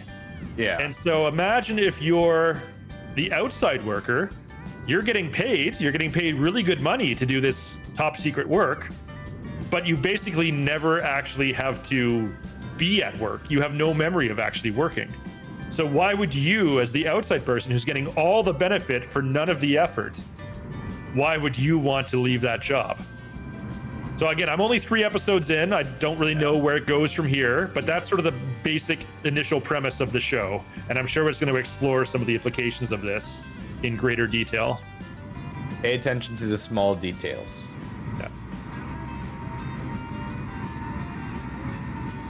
And there's some real good twists near the end of the season. Oh, Brain says we're flying over the Bonneville Salt Flats. Oh, So for those of you who don't know, Bonneville Salt Flats, this is where all the land speed record attempts take place. There's been ground vehicles that have attempted to go Mach 1 on the ground right here in the Bonneville Salt Flats. Does anyone know if has anyone actually succeeded at going Mach 1 on the ground? Yeah. They have succeeded? land speed record. 763 miles per hour in 1997. Yep. Which I think, what's the speed of sound? Well, it depends on altitude. Yeah. Yeah. Supersonic car became the first land vehicle to officially break the sound barrier. Hey, there's Gretcha. See. Getcha. Yeah. That car is it's like someone or something you'd either build in Kerbal Space Program or something you're like a kid would draw in their free time. You strap basically 2 jet engines to the side of a really thin car. And not the smallest jet engines as well, right? They're they're significant. So yeah, that's the only car that has ever broken the supersonic barrier. Okay, so no one's even tried to break the record since 1997. It has, where's the thrust? So it has Rolls-Royce engines. Where's the thrust limit?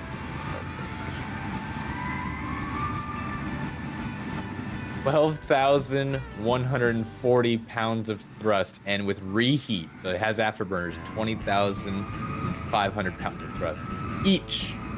They probably needed all of it Yeah. because the air is dense on that altitude.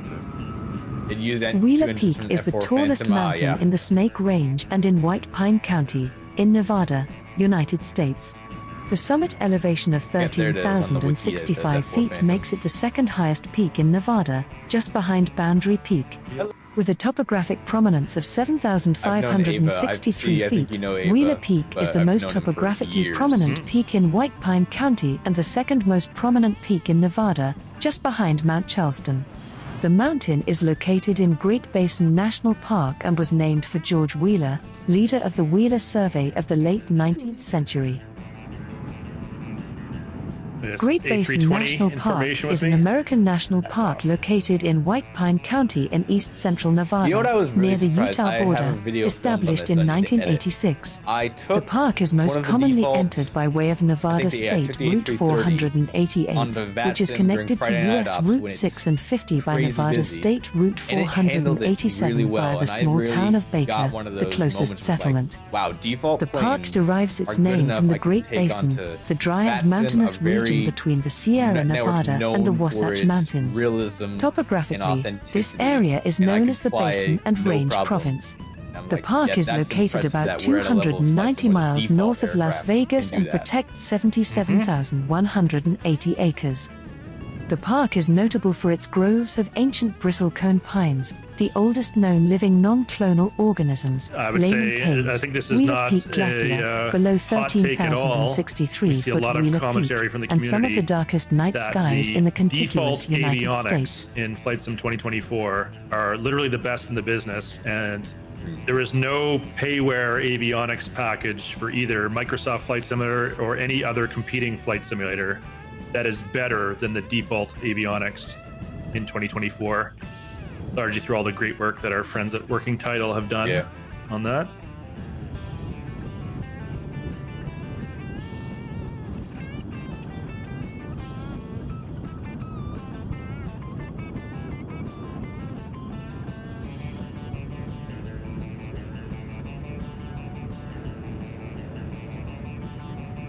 Brainless says they're now directly underneath Nick.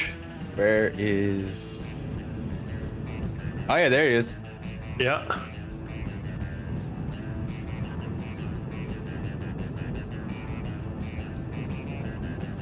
So we got Nick in an airliner, Peter in a business jet, and me in a jet trainer, military jet trainer.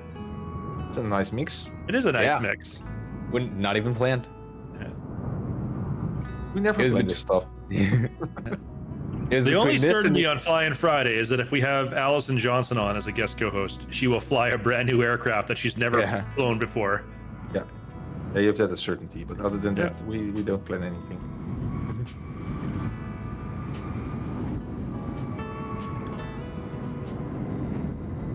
All right, looks like I'm about at the halfway point now. And my GPS is saying my ETE is in 58 minutes. So yeah, about 15 minutes past the hour. I got 17 past the hour now. And that's with an arrival programmed in. Oh, here's Allison in the chat. Says she has plenty more aircraft to choose from. Let's go, Allison. Yeah. Oh, it's Phoenix. It's your birthday today. All right, chat. Who has had a birthday in the last week? That was 2 weeks. Since our last Flying Friday, who's had a birthday? I have one next week.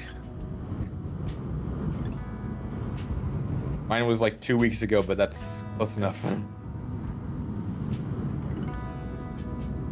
Hi, Allison.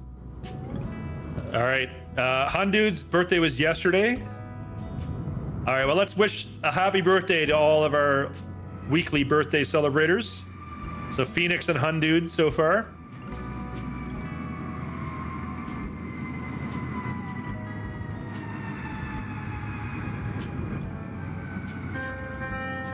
What's that sound in the background? Sounded like One of those electric toothbrushes. to me it sounded like a saw, like a band. No. Nick was spot on. It's Really? It's an electric toothbrush? It is an electric toothbrush. Yes.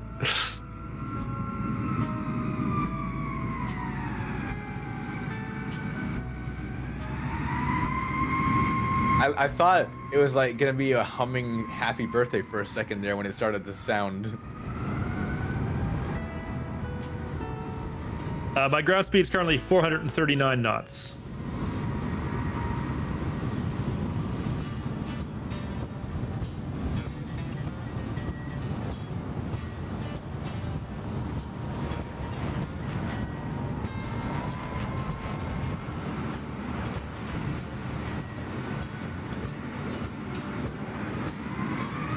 So for those of you who didn't hear last week, a week ago Thursday, my SSD died and it wouldn't boot into Windows. I had to go out to the PC parts store, buy a new SSD, reinstall Windows, reinstall everything from scratch. So super annoying, but honestly, it's probably not a bad idea to refresh your PC installation from time to time. Oh yeah. I try to do it every year. There's always such a lot of tools which you install and only use like once. Yeah. Just this day, I just saw that I still have some kind of dark USB driver for some kind of MIDI pad thingy, and it runs every time. Apparently, it starts every time when I boot Windows, and I just came across that Yeah. this afternoon. It's come on. And Who there's knows what so it's much doing? stuff. Yeah, who knows? Yeah, there's so much stuff on it. Because you just, when I experiment with something, I'll just need tools and right. You know how it is. So you think, oh, that's cool, and then you throw it in a corner and never look at it again for 4 years. But that software is still there. Oh, Brainless says we're flying over Salt Lake City. So Yep. is this the Great Salt Lake right here on the screen? I'm guessing probably yes. And if I remember correctly, Salt Lake City is at the far southern end of the Great Salt. Where's Antelope Island? Flew around that the other day. Over there. I actually believe you could. That is your It's at the southern end. Seaver Lake, and I think the one I'm on is okay. Salt Lake. Well, oh yeah, look at the map here. So is this, oh yeah, there's Salt Lake City is up here. So this is the Great Salt Lake. Yeah, there it is. So yes, it is not what I'm flying over currently. Yeah. Oh yeah, Brainless is right below me, so we got the Salt Lake. Yeah, let's take a look at your POV.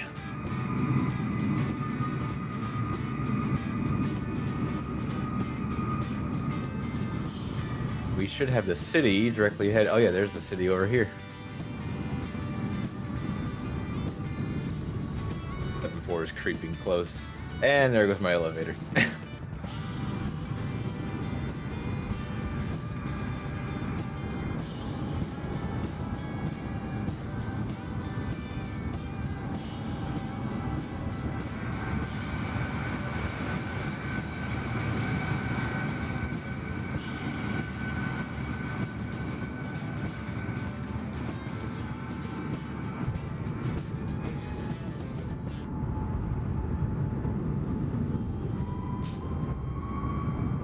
Salt Lake has been on my list of places to go visit. It's one of the, with the mountains in the background, it's another beautiful city. There is. Never been to Utah. It's not on one of my visited states list yet. Although I've heard both, was it Zion National Park and Arches National Park? Is that what it's called? I heard those two are both extremely beautiful places to see.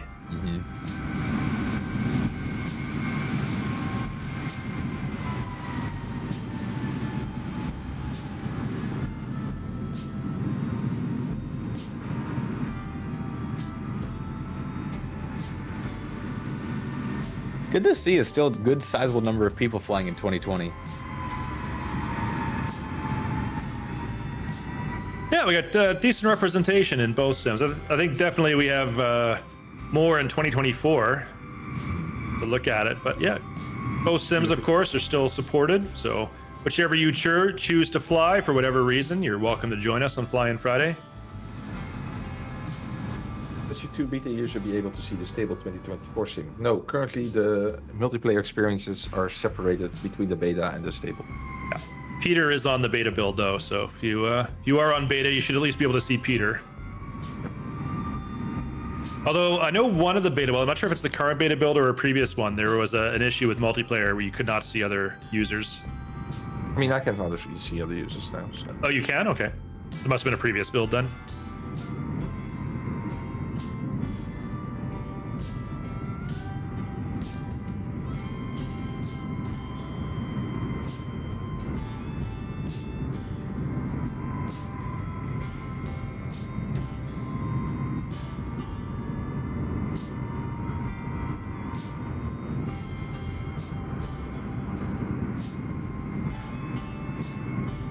3 times more on 2020 than 2024? Nope, that is not true.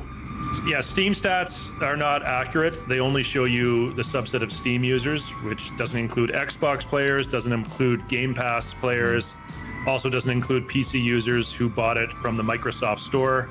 So it's not anywhere close to accurate to the real numbers. And if you only would leave out the Microsoft Store, then you would have some kind of argument. But without the stats of the Xbox and the Game Pass, it's completely useless. Yeah.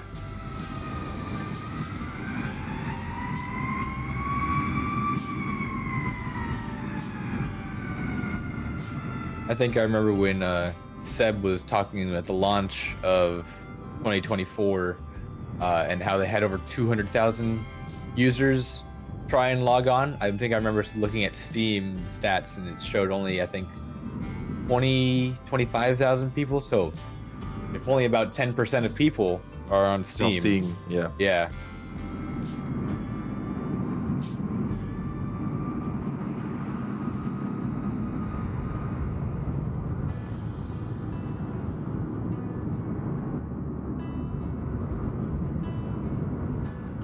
Yeah, you gotta always be careful how you interpret data. Of course, I'm sure a lot of you saw the Navigraph survey that was published last week. Yeah. Showed 92% of users fly airliners, and so people have been saying, "Oh, no one uses Flight Sim for GA," and I was like, "No, that is 100% a misleading stat." 90% of the Navigraph subscribers fly airline. Yeah, 92% of the people who voluntarily completed the opt-in Navigraph survey fly airliners. A lot of people don't even know that survey even exists. So, another stat that was published in the Navigraph report is that only 1.5% of Flight Sim users are on Xbox. Nowhere close to accurate to the real numbers. Yeah. Again, for Navigraph subscribers probably is. Yep. Or at least for the how do you say that accurately? For the share in respondents Yeah. Yeah. from Navigraph, that probably is okay, but yeah. But also, if you saw where people found the survey, it was like 80% or 70% was from Navigraph itself. Yeah. And only a relatively Yeah. small percentage it was external. So yeah, it has the data. The Navigraph survey is really skewed towards airliners. I'm curious how Navigraph is going to have to adjust because Jeppesen, the company they use for charts, just got sold. Yeah, they did. They did just get sold.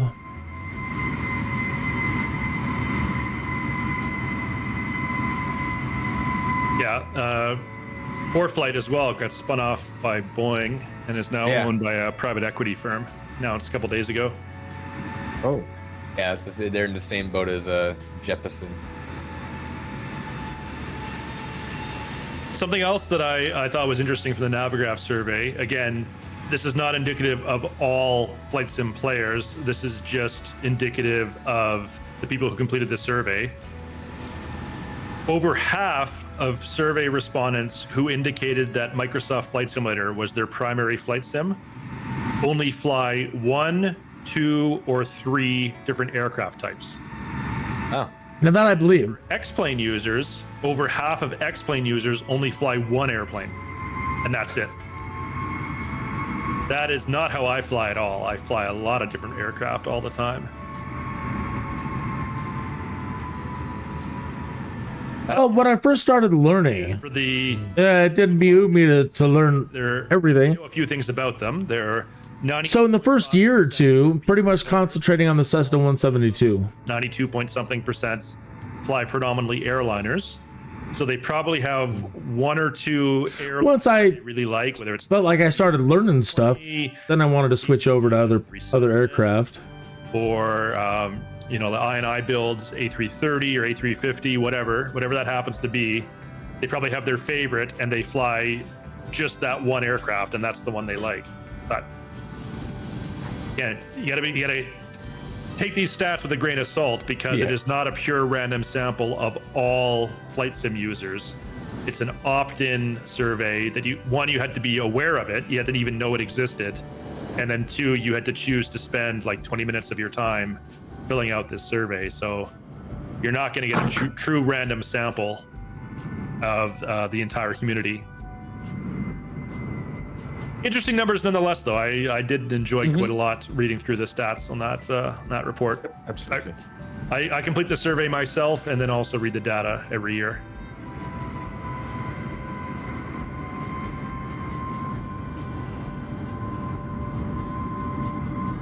Salt Lake City on my left side. Yeah, you can see it there. Well, at least on the EFB, but it would be quite a ways in the distance. I don't know if I actually have it in sight. Way over there somewhere.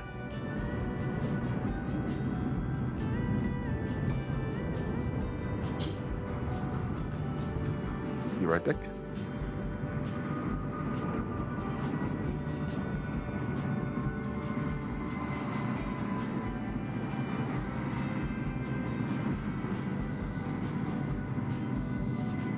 What would you say your longest flight you've done, sim-wise, is, CD? Oh, well, I've done a lot of like 24-hour marathon charity streams before. Oh. So like I've flown JFK to LAX in a Piper Cup in the sim. Wow. Okay. I've flown Paris to Dakar in a GA plane, single engine prop plane. That's insane. Yeah, I've flown across Australia from Perth to Sydney. How do you stay awake? Lots of coffee. Yeah. And interacting with the chat. We had a lot of viewers that watched the entire thing, that entire charity broadcast. People were there literally every single minute of it. I want to hear in the chat as well what your guys' longest flight is. In real life, the longest flight, at least I've been a passenger on, one of 2. It would have been either Calgary to Tokyo or Vancouver to Hong Kong.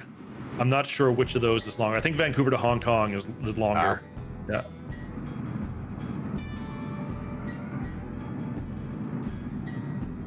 In the sim, I did London to or JFK to Sydney, nonstop, which was about 20 hours. Nonstop. Let me see. I can actually have the actual time. 21 hours and 25 minutes from London to Sydney.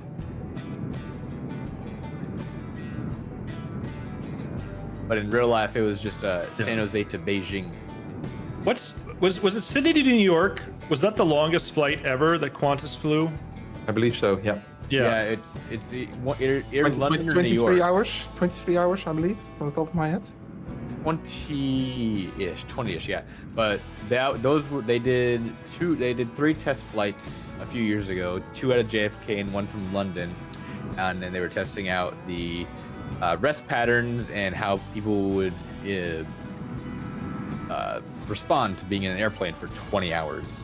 Yep. It had like 50 passengers. It was just test flights. Yep.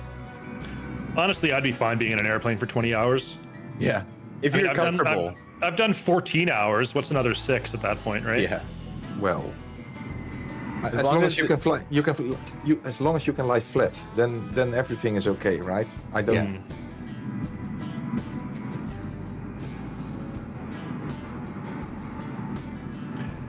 Yeah, it's interesting. Before I flew Trans-Pacific, the longest flight I was on was a transatlantic. So like I think Calgary to London, and that's like an 8-hour flight or something. And I remember like flying to Hong Kong and like passing the 8-hour mark, and then thinking, "Whoa, I still have like Halfway to go. not quite half. Yeah. I'm only just over halfway there." And this was my previous longest flight ever. Hey, Funky 420 Monkey, nice to see you. My longest flight is also to Hong Kong, which is 13 hours from here, which is significant. Yeah. LA to Auckland for Allison. Yeah, I flew Vancouver direct Auckland 4 months ago. Oh, that's a and long back. one. Yeah. That was about 14 hours, I think. You Air Canada or Air New Zealand? That was Air New Zealand. Very nice. And to answer the next question anyone's going to ask, why, yes, I did watch the entire Lord of the Rings trilogy on that flight. That's great that they have it on there. Oh yeah, they have that, and they have the Hobbit, all the Hobbit movies too. I didn't watch those Fantastic. though. Yeah. Now, sadly, it was not the extended edition. It was just the theatrical cut. So I watched nine hours of Lord of the Rings movies while I flying to New expect Zealand. you pinged someone for that, right? You pinged a flight attendant for that, and to make a remark. Excuse me, why isn't this the extended version? Because the flight would have been long enough that I could have watched the extended edition of all 3. Exactly. Yeah, but that's Aren't not they, what they like- had on board. Aren't the movies like 2.5, 3 hours long on their own? So the regular editions are about 3 hours, give or take. The extended Yeah. editions are about 4 hours. Wow. I made the mistake once to do that in the cinema. So there was a nightly Autopilot. premiere for Lord of the Rings 3, I guess. Wow. Then they would play the first 2 so that I don't know what the secret to the autopilot on this thing is. It used to work like a charm when I first bought this, and then now the autopilot doesn't seem to work that's at all. like 10-minute intermission between those lines. But the problem with the Lord of the Rings movies is I can't be bothered. I mean, they're okay, but they're not 9 hours long. Okay, so. Throttle. Oh, that's a hot take. For me, I would disagree with that. Yeah, I really have- like the Lord of the Rings movies. I have yet to watch them all. I've seen No, it doesn't respond right. Lord of the Rings or The Hobbit. The Hobbit. Okay, I've seen like 1 or 2 of the Hobbits then. Okay. I didn't think the Hobbit movies were very good. I think they really dragged the story out. It would have been like a pretty good 2 movies, but then they made it 3 movies, and so there's so much filler and stuff. It's just Yeah. Yeah. So you like 3 movies, 3 hours each? But Well, here's the after that, difference. you think they dragged the story out. No, here's the difference. Here's the After difference, 9 Peter. hours, you think they dragged the story out. Peter, here's the difference. The Hobbit is a children's book that's like 250 pages long or something. The Lord of the Rings was written for adults, and it's 3 books, and each of those 3 books is like 300 to 400 pages long. So there's a lot more source material in the Lord of the Rings. In fact, they even cut a lot of scenes from the books Throttle. for the movie. Even the extended edition of the movies doesn't have all the scenes that are in the books. Whereas the Hobbit movies, they added a bunch of stuff that was not in the books to drag it out to 3 movies. But why did he just not bring those guys to there? Hey. Sorcerer. Autopilot. Wasn't the original answer shut up? Yes. Yeah, let me see if I can find that clip. There's a very famous clip of Tolkien when he's reciting a tale of how someone at the neighborhood pub asked him, why didn't they just fly the eagles to Mordor? Yeah. And he said, shut up.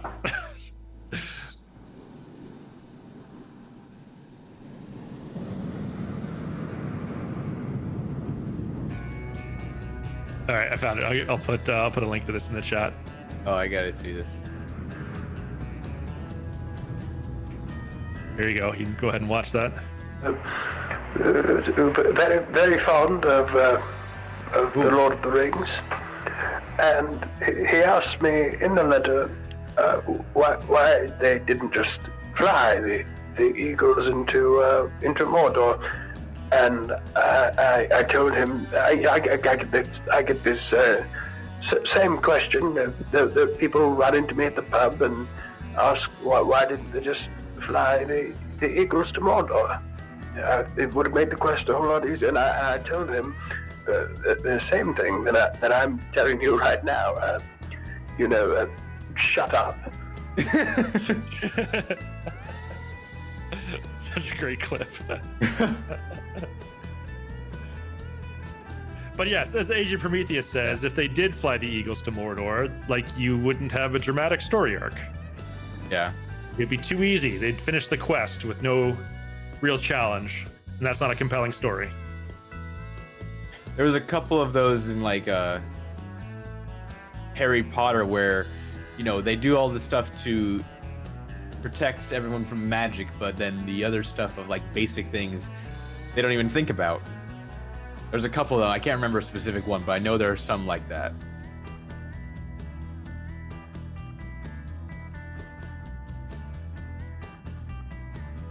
Oh, hello, Edson. Edson's in the chat.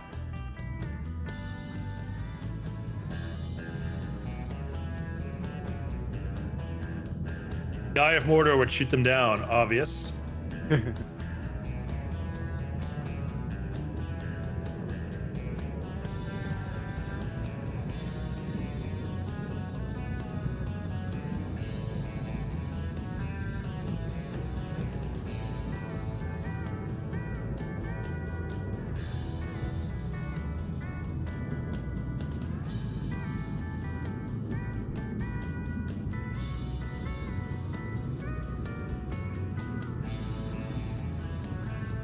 I'm sure anyone with kids that want bedtime stories can relate to Tolkien there. Yeah. Well, I do have a few children's books, which I would read to him when he was really young, and they are all in English, and they're very, very inappropriate for children.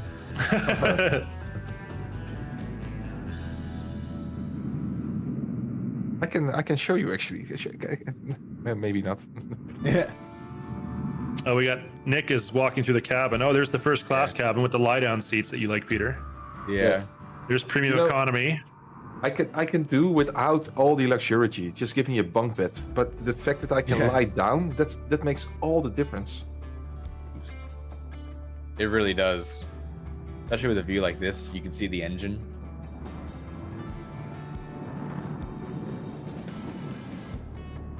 And I like how this livery I have downloaded, it has they're actually purple in premium economy. Ooh. And then they go back to blue. For economy. Yeah, usually when I fly for my business, I fly premium economy.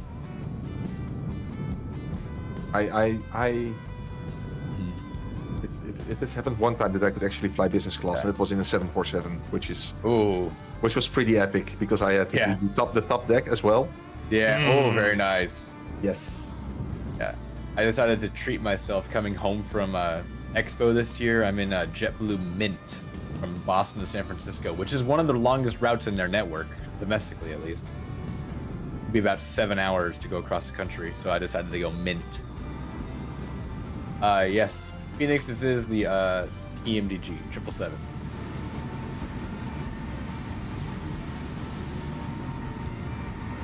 .777 is a big freaking plane. Keep flying high. That makes me JP flying high. That makes more sense actually. One day, plane sent by Parallel 42 where you can smell the farts from the seat bottoms. I don't want that product. I don't want that product. Yeah, there's been various companies over the years that have experimented with like smell-o-vision products for TV or movies or even in the cinema, and customers, it turns out, don't actually like that. Yeah. Hard to see if there was pretty fun when you think about it. If you've got your senses, right? You've got taste, hearing, vision, smell, and then the only thing that are really tickled, so to say, by products are vision and hearing.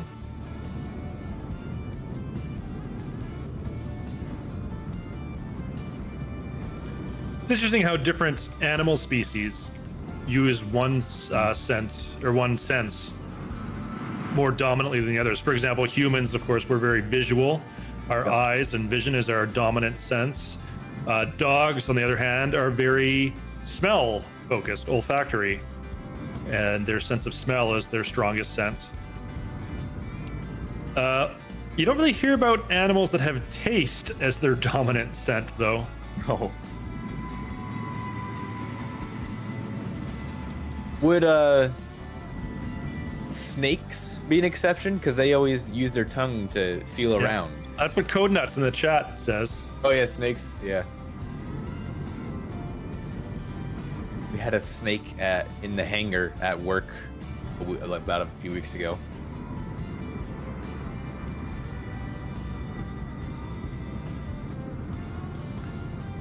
Taste does not degrade with age. Okay, here's a question. I actually legit don't know the answer to this, but it's a pretty common phenomenon. When you're younger, children tend to enjoy really sweet things a lot more than adults do. So like when you get older, you tend to be more disgusted by things that are like overly sugary and overly sweet, but children don't. Is there a reason for that?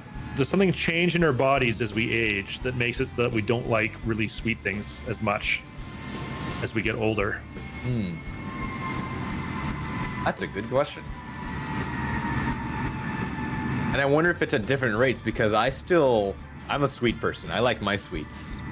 Yep. Granted, I'm only 27, but I still really like my sweets. Oh, I mean, I have a sweet tooth too, but it's different now. Like when I was a kid, like I could eat food that was way more sweet than I would want to eat now. Oh yeah.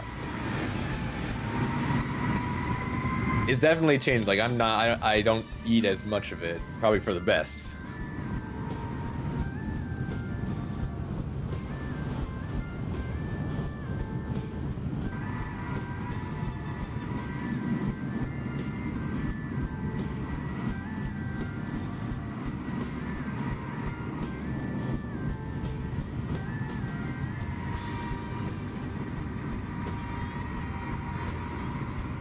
You know, it's interesting how far we've flown today, and we haven't really, since we left the Bay Area, we haven't really passed any cities. Obviously, we saw Salt Lake City was on our EFB, but we didn't fly over it. Couldn't actually see the city itself. We're probably going to fly direct to Denver and not cross a single major city on the entire way there.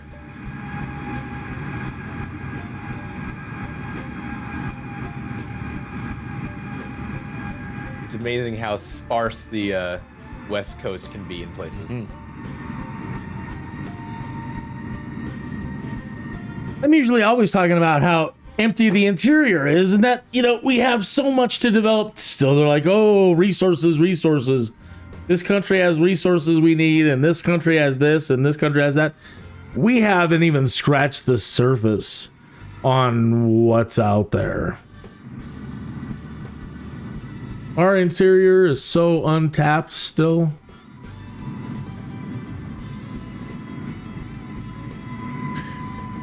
There are places where you can't get radio stations in your car out there. That's scary, I feel like. Yeah. Yeah, that too. Just infrastructure. One of those things that you... Presumably no cell phone reception either, which would be scary. Yeah. In Yeah, emergency situation. back to the 1800s. To have neither, I feel like you it's probably one of those like isolating feelings.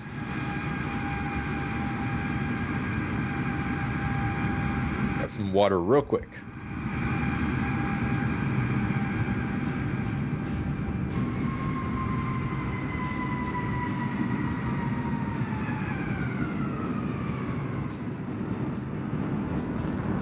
Fear begins beyond 5G range, says Edson. Yeah, when you get no bars on your phone. Definitely something that sets you on edge a little bit. Driven coast to coast a number of times, recommended to do it at least once. Driven down the east coast of the United States, not coast to coast, but I've driven from Maine to Florida. Down the entire eastern seaboard. Also driven from Seattle to Reno, cutting through Northern California. So not quite all the way to San Diego, but down most of the western United States coastline. I've not done like an east-west or vice versa crossing in the United States.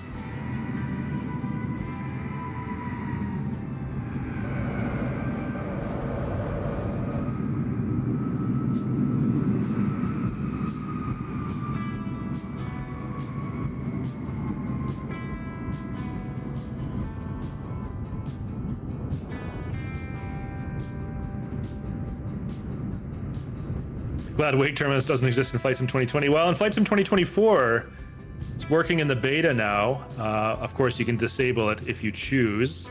I think for Flying Friday, because there's so many aircraft flying with us together, you'll probably almost certainly want to disable wake turbulence. I have no clue what that setting is set to currently.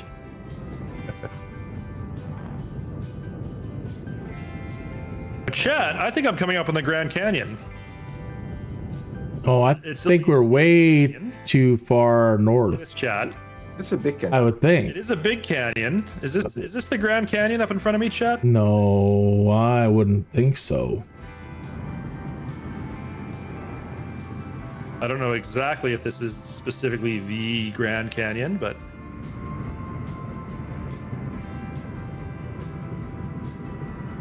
We're even in the right place globally. I mean, it's in Arizona, right? Newspon's is saying no, it's not the Grand Canyon. No, it's way further west. It's way further North south. of the Grand Canyon. Okay. Well, it's a very impressive canyon nonetheless.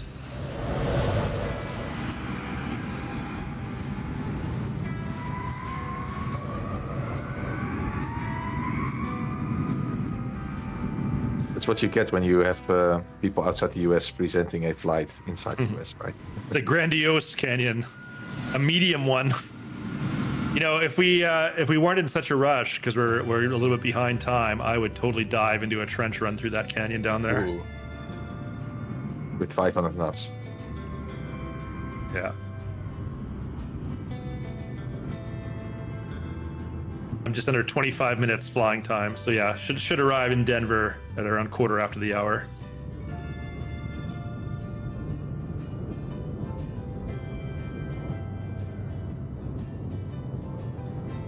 Okay, what canyon is this, chat? If this is not the Grand Canyon, 'cause it's a very impressive looking canyon regardless. You guys near Grand Junction? Well, I don't really know exactly where I am. Here's where I am according to my EFB. Kilo Golf Uniform Charlie to my southeast is the nearest airport. Look off uniform, Charlie. That. I don't know what that is. I There's nothing there. There's no readout for it. don't recognize that code.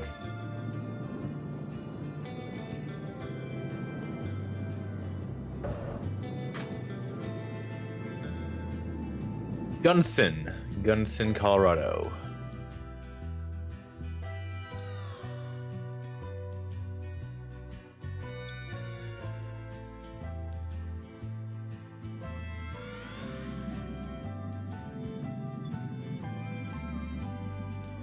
Yeah, Agent Prometheus says we are near Grand Junction.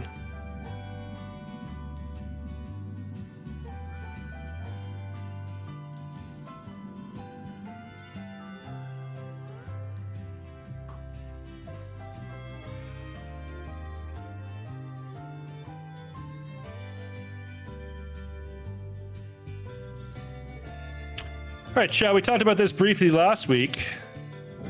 That the Stanley Cup playoffs are now underway. We're in the middle of the first round of the playoffs. Chad, who do you like this year? Who do you think is going to go on a bit of a playoff run, make the finals? I think Ovi's hot. Yeah? I think Ovi is hot. I think they got a good chance this year. Undude says go Caps. I mean, I think if Washington were to win, I think Ovi would retire at that point. Go out as a champion in the same season that he set the goal scoring record. That would be one heck of a way to end the season. Brown, I'm with you. I wish the Sharks were there, but not this year. Not this year. We're not there. No. Literally last place by about 10 points.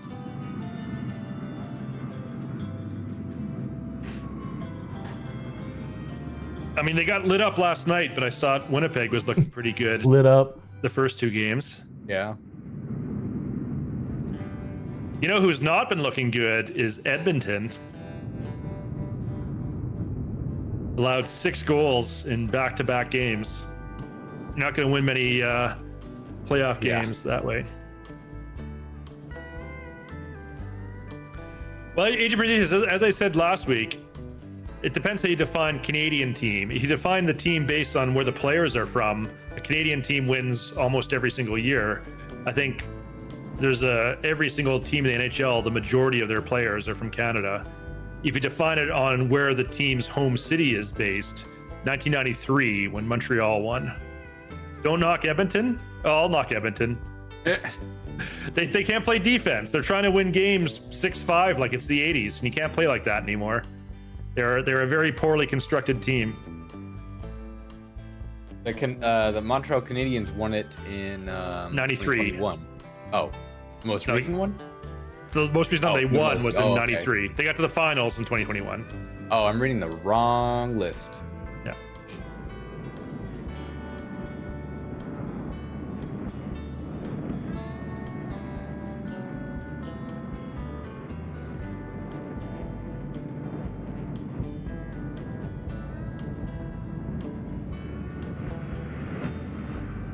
Yeah, 93, it looks like. Yeah. The Canadiens that year set a record for most overtime wins in a single playoff season. If you're a fan of that team in 93, they gave you a heart attack almost every night. I think you have to win 16 games to win the Stanley Cup, and I think something like 11 out of 16, someone in chat can look that up. Wow. Something like 11 out of 16 of their wins came in overtime. I have Always exciting. For anyone who's following me, I'm planning 3-5 left into Denver. If they haven't switched it around IRL. I'm 19 minutes out.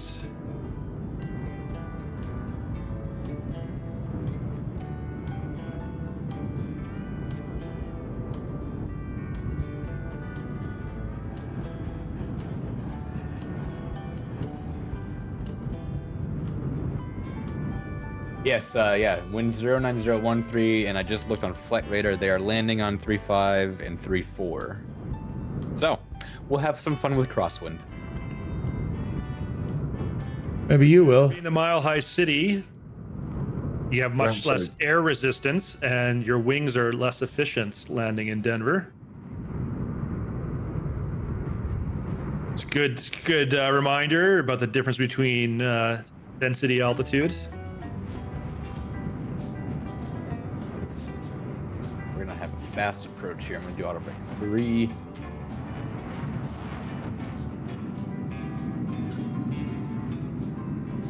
And minimums wise, oh yeah, 900 feet overcast. This will be fun. Yeah, I could do a radio altimeter of 200 feet.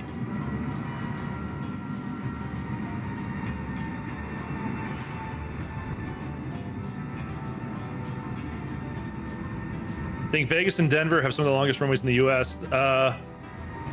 Yes. Yes, I believe this again, it's not a public runway, but I believe the Space Shuttle landing facility at Kennedy Space Center is the longest runway, or possibly one of like the salt flats at Edwards Air Force Base, if you count those. But in terms of like commercial airports, yeah, it would not surprise me if Denver was the longest. In Canada, Calgary has the longest runway, something like 10,000 feet long.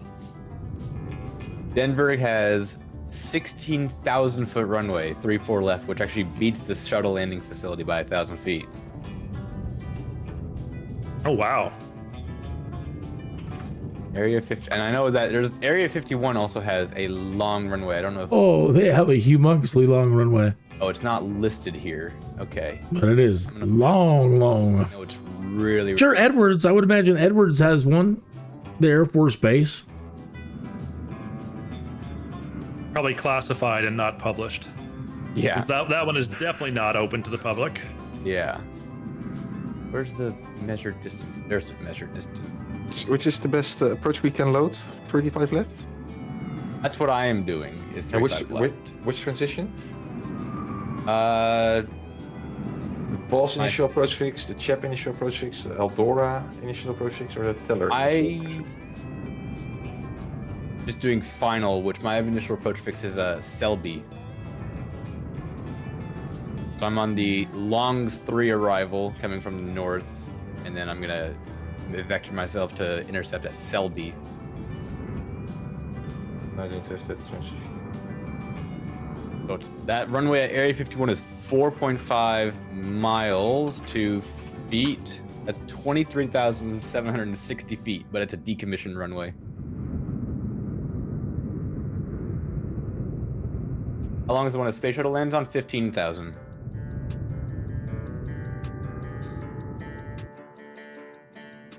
And if they landed at Edwards, their longest is 15,000 as well.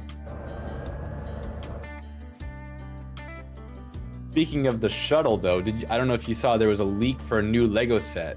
They're making a Lego 747 with a shuttle on top. Oh, that's cool. I am buying that as soon as it comes out, which is. I don't know if we're gonna make it. Made it. Now, it would be really cool if they made it to minifig scale. Oh man. I don't know if they would. That would be pretty large, but That's got to be at least like that would be the biggest set by far that they've ever done. If they did that.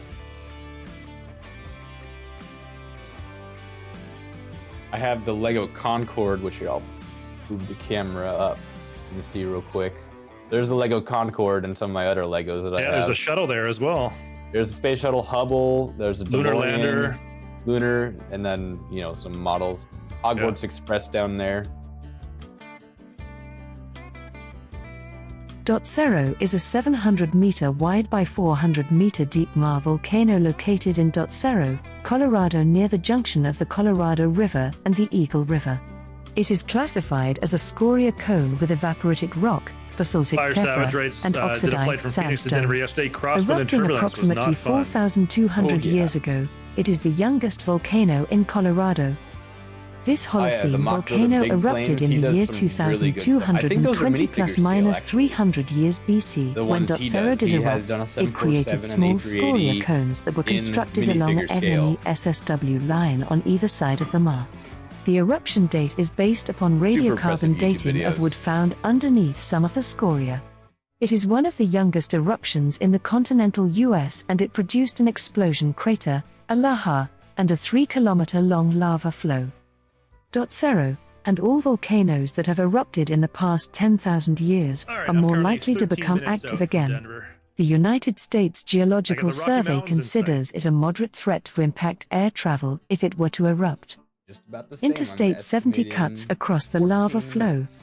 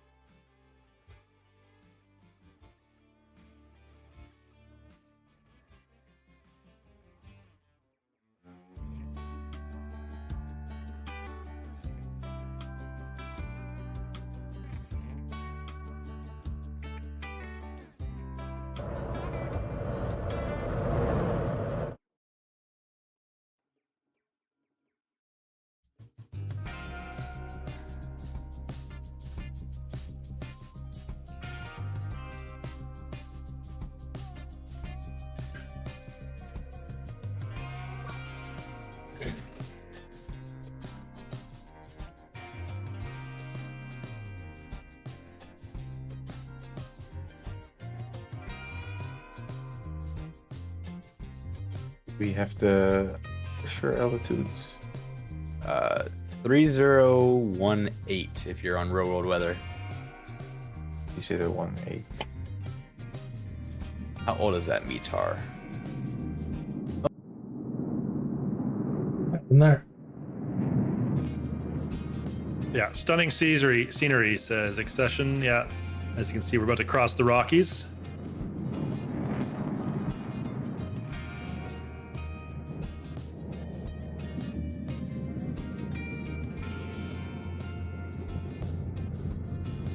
Which runway? I'm going for 35 left. That's what I programmed into my aircraft. I'm not sure what everyone else is going to do. Yep, same. 35 left. Perfect.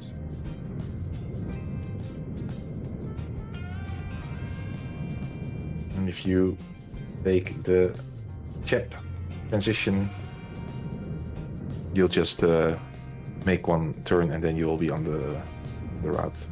Perfect.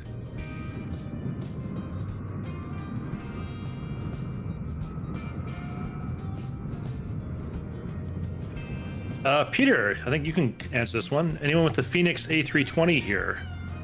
Can you recommend it for 2024? Fantastic. I have not flown it in 2024. Oh, you haven't? Oh, okay. It- I thought you had. Oh, I've flown it once. It works well, and they are going to be pushing an update soon. That is their first officially compatible version with it. Yeah, right now I know they have it as experimental, but comments Yeah. in the community say that it works fine. Yeah. But But beautiful mountains below us. it'll be official soon, TM, along with the Neo update.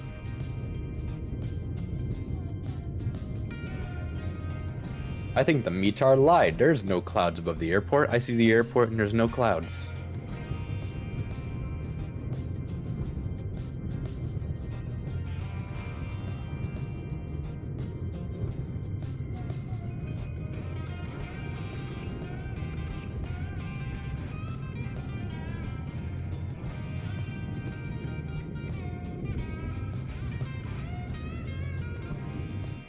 Oh, I'm getting an escort by a Super Hornet there.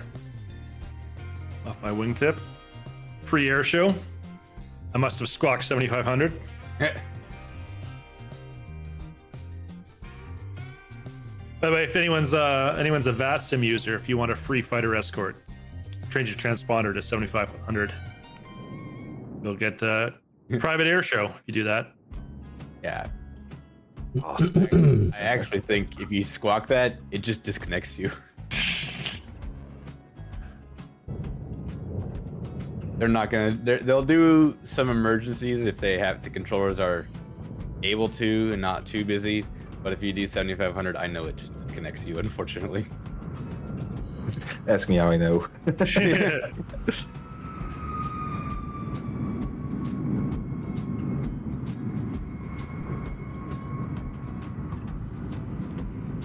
I'd be eating wake turbulence right now. Oh yeah, isn't that in the sim update 2 beta? It is. You can toggle it on or off in the beta. I will probably turn it off just because I think Flying Friday would be kind of impossible with wake turbulence on. Next time I gotta try it because that sounds like fun. Yeah.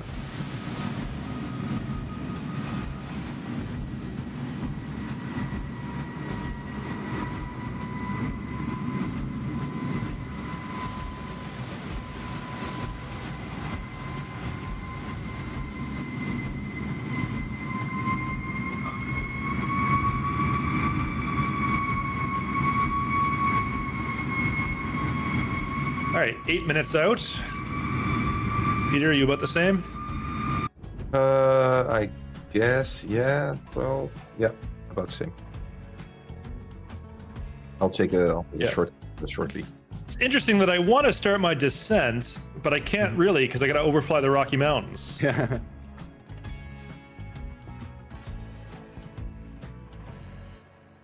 They're not soft. Yeah. They don't bounce. No.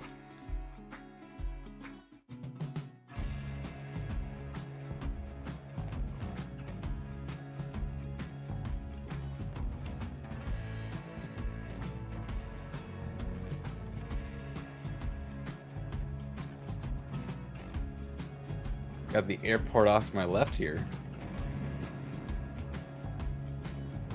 Oh, look at that. You do have an insight. Run down where we're gonna be landing on. I think the mouse shows up. This runway is what I'm going for.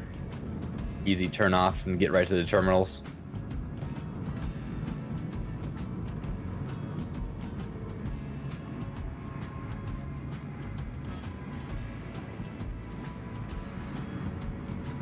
Winter Park is a home rule municipality in Grand County, Colorado, United States.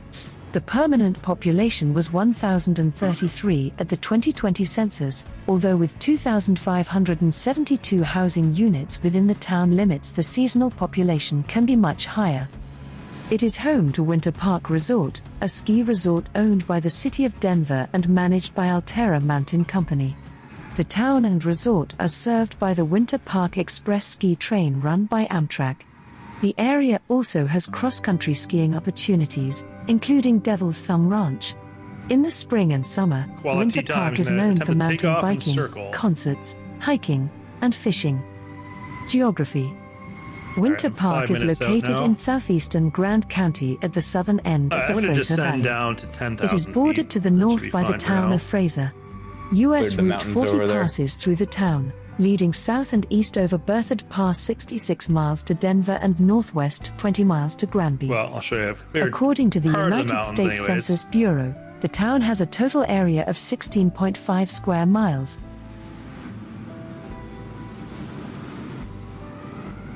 Whoa, I am diving at 10,000 feet per minute.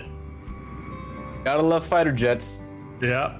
I just idled my throttle and set my autopilot to a target altitude of 10,000 feet. That flight level change really wants to keep that speed. Yeah.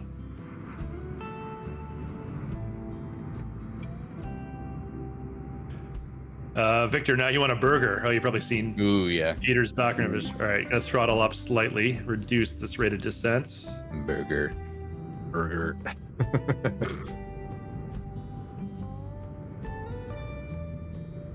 Runway inside, gear down.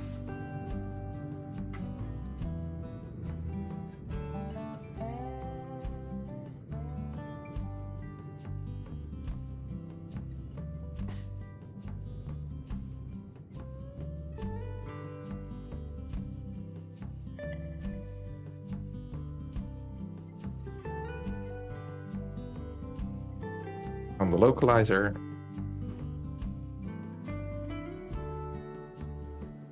Oh dang, you already got the localizer. Yep, ground. Glide slope kicking in. Here we are. Full flips.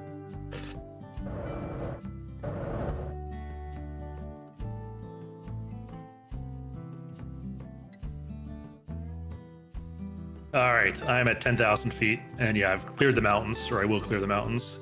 At the city of Denver in sight as well.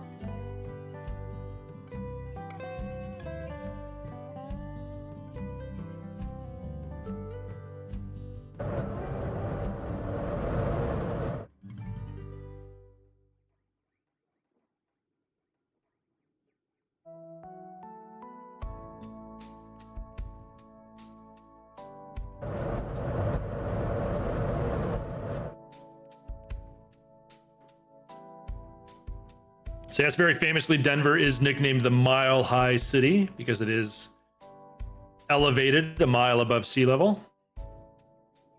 Are you sure they're using 3.5? Because I now have a tailwind of 20 knots.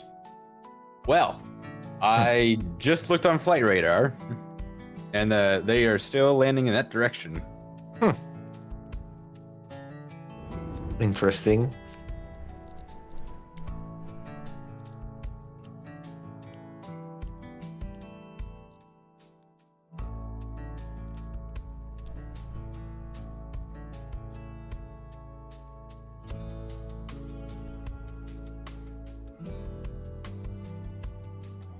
It's probably an approach wind, and then you'll get down to the runway, and it's gonna shift to your left.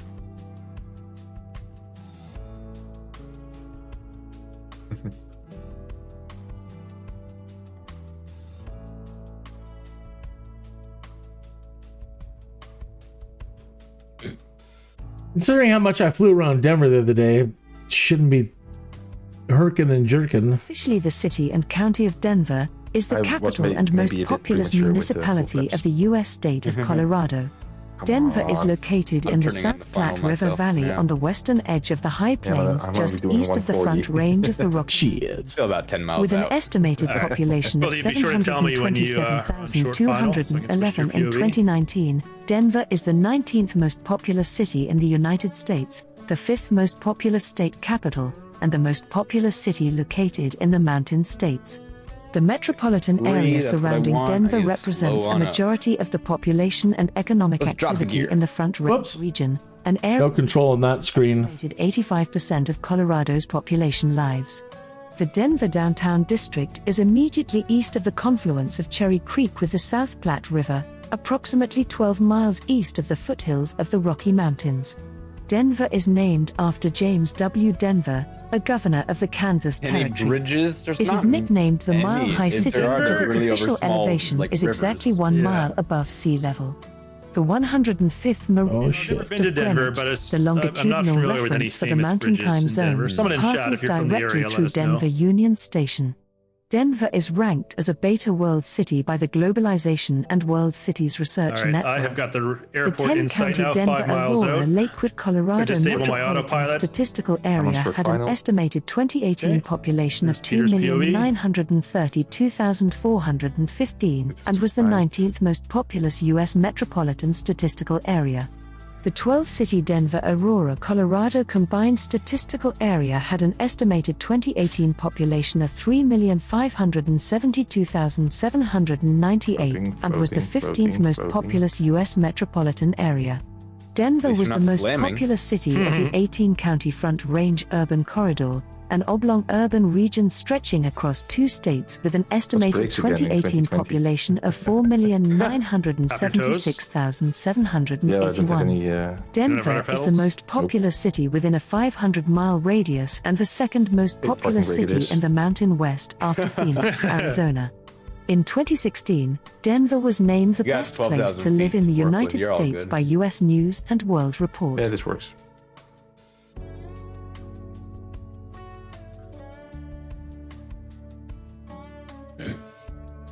Right.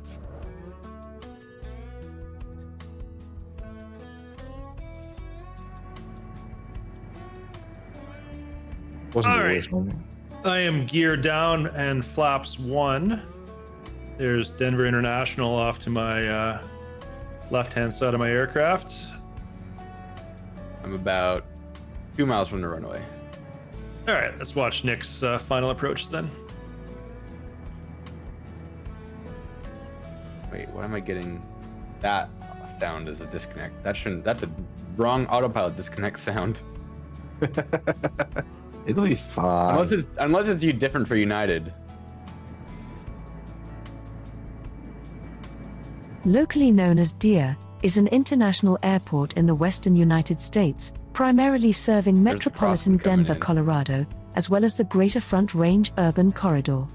At 33,531 acres, 52.4 square miles, 135.7 square kilometers, it is the largest airport in North America by land area and the second largest in the world, behind King Fahd International Airport.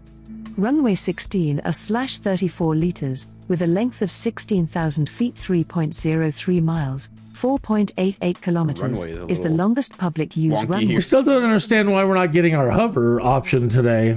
The airport is 25 miles 40 kilometers Sorry, driving Hex, I'm about distance to from run downtown right through Denver, Hex. which is 19 miles 31 kilometers farther away R.I.P. than Darkstar. Stapleton International Yeah. Airport, the airport Deere replaced. Opened in 1995, DN currently has non-stop service to 215 destinations amongst 23 different airlines throughout North I'm America, gonna use this Latin whole runway. America, Jeez. Europe, and Asia. It is the fourth airport in the US to exceed 200 destinations.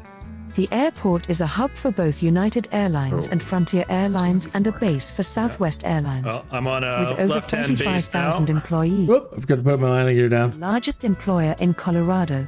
The airport is located Runways on the in western sight. edge of the Great Plains and within sight of the Front Range of the Rocky Mountains.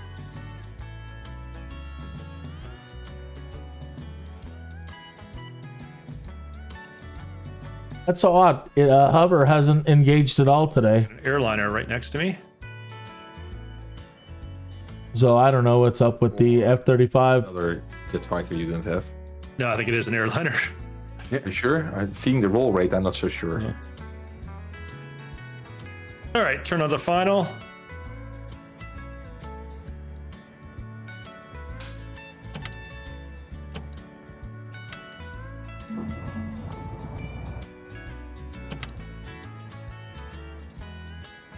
Denver Airport is a regional transportation district Fire Savage, commuter gonna do the rail Navy station proud on and the slam the A-Line in F-18 Denver, onto the runway. Colorado, serving you the go. Denver Good International Navy Airport. landing. Very. The A-Line begins at What the is built airport for. and travels Yep. west to Union Station in That's how it should be downtown used. Denver via I 6 love that intermediate YouTube stops. video of an air Yes. show. There's Denver like a Airport Navy Station F-18 is landing, located at the followed south end of immediately the by Deere an Air Jefferson Force Terminal. F-22 The landing, or vice station versa. includes services The like a Navy transit pilot customer just service slams it desk, down, and the baggage Air Force checks, pilot does this airport like check-in super soft kiosks, grease flight information landing. screens, and a TSA airport security checkpoint. The station is also give the integrated mechanics a into day a off. 519-room Westin hotel and convention space built atop the station that opened on November 25, 2015. The two tracks and island platform at Denver Airport Station are not aligned in the middle of the right-of-way All right, to accommodate crossing the future threshold, expansion. throttle to idle. The station opened along with the rest of the A-Line on April 22, 2016.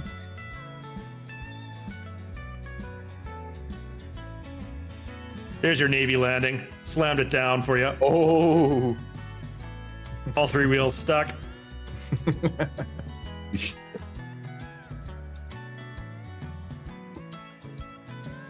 Navy 5 out of 7 landings, says Hex. That's what I was going for.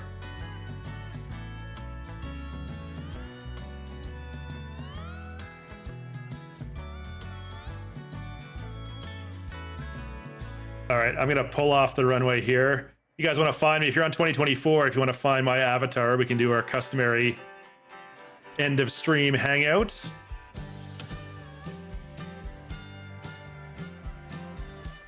All pulling right. into the gate here at the terminal.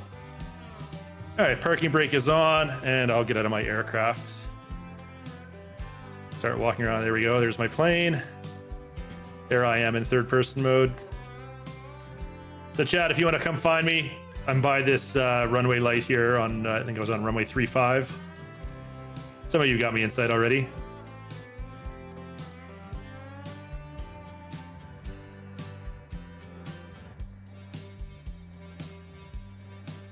All right. Nick's pulling into the gates. There you go.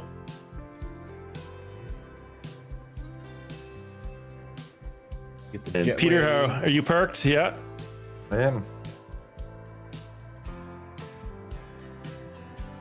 All right. Well, chat, we ran a little bit over time. I guess we kind of got started late because we, flew underneath the Golden Gate Bridge and did some other shenanigans upon departure in San Francisco. I hope everyone had a great time today in Community Fly-In Friday, San Francisco, Colorado edition. Peter, any closing thoughts from you before we sign off? Not really, It was a fun flight and very relaxing without any touch and goes. Yeah. We should do this more often. No, I like the touch and goes. And Nick, I put a link to your YouTube channel in the chat there. What do you got going on? What's happening with you lately? You can share with Let's our see. viewers. I got some VATSIM stuff coming up. I got IRL videos coming up that I've got to edit. And yeah, keep an eye out for me in the community on the Parallel 42 side of things as well. All right, awesome. Once again, congratulations on your new role there at Parallel 42. All right, here we go. Here's my screen then. Got a few of us gathering around. Some of you have found me. Well, folks, we're going to sign off here. Hope everyone has a great weekend. We'll see you back next week for another Fly-In Friday. Same time, same place, right here on this Twitch channel. Have a great weekend, everyone. Bye. Bye. Okay, bye. Okay, well, great. Well, mostly uneventful. Crashed a few times. Again, I'm not really sure what was up with the what's up with the F-35 today. The most beautiful thing about the F-35B is its ability to hover, unless I clicked the wrong crap. But we do have STOVL, so I mean we should have. It just says it doesn't want to play nicely today. Hovers in red, so I really don't know. But very nice. A lot of fun listening to everybody. A lot of fun flying around with everybody and seeing everybody. So, yeah. I'm not sure what my plans are for this weekend. I missed my show yesterday because of electrical problems. I might be doing some airliner flying. I really got to get back into the airliner stuff. And I really am not quite comfortable with the F-35. Not F-35. 737 MAX. And also there's a new one out there that they want you to use for airline transportation in career mode, which is the Heart Aerospace hybrid. It's got electric engines and turboprop engines or something like that. So I need to learn how to fly that one too. So I'll probably be doing some of that kind of flying this weekend. Just, I don't know exactly when. I don't have a schedule. So, well, like you said, you have a fantastic weekend. Thanks for checking in and checking this out. Yeah. Cheers. See you next time.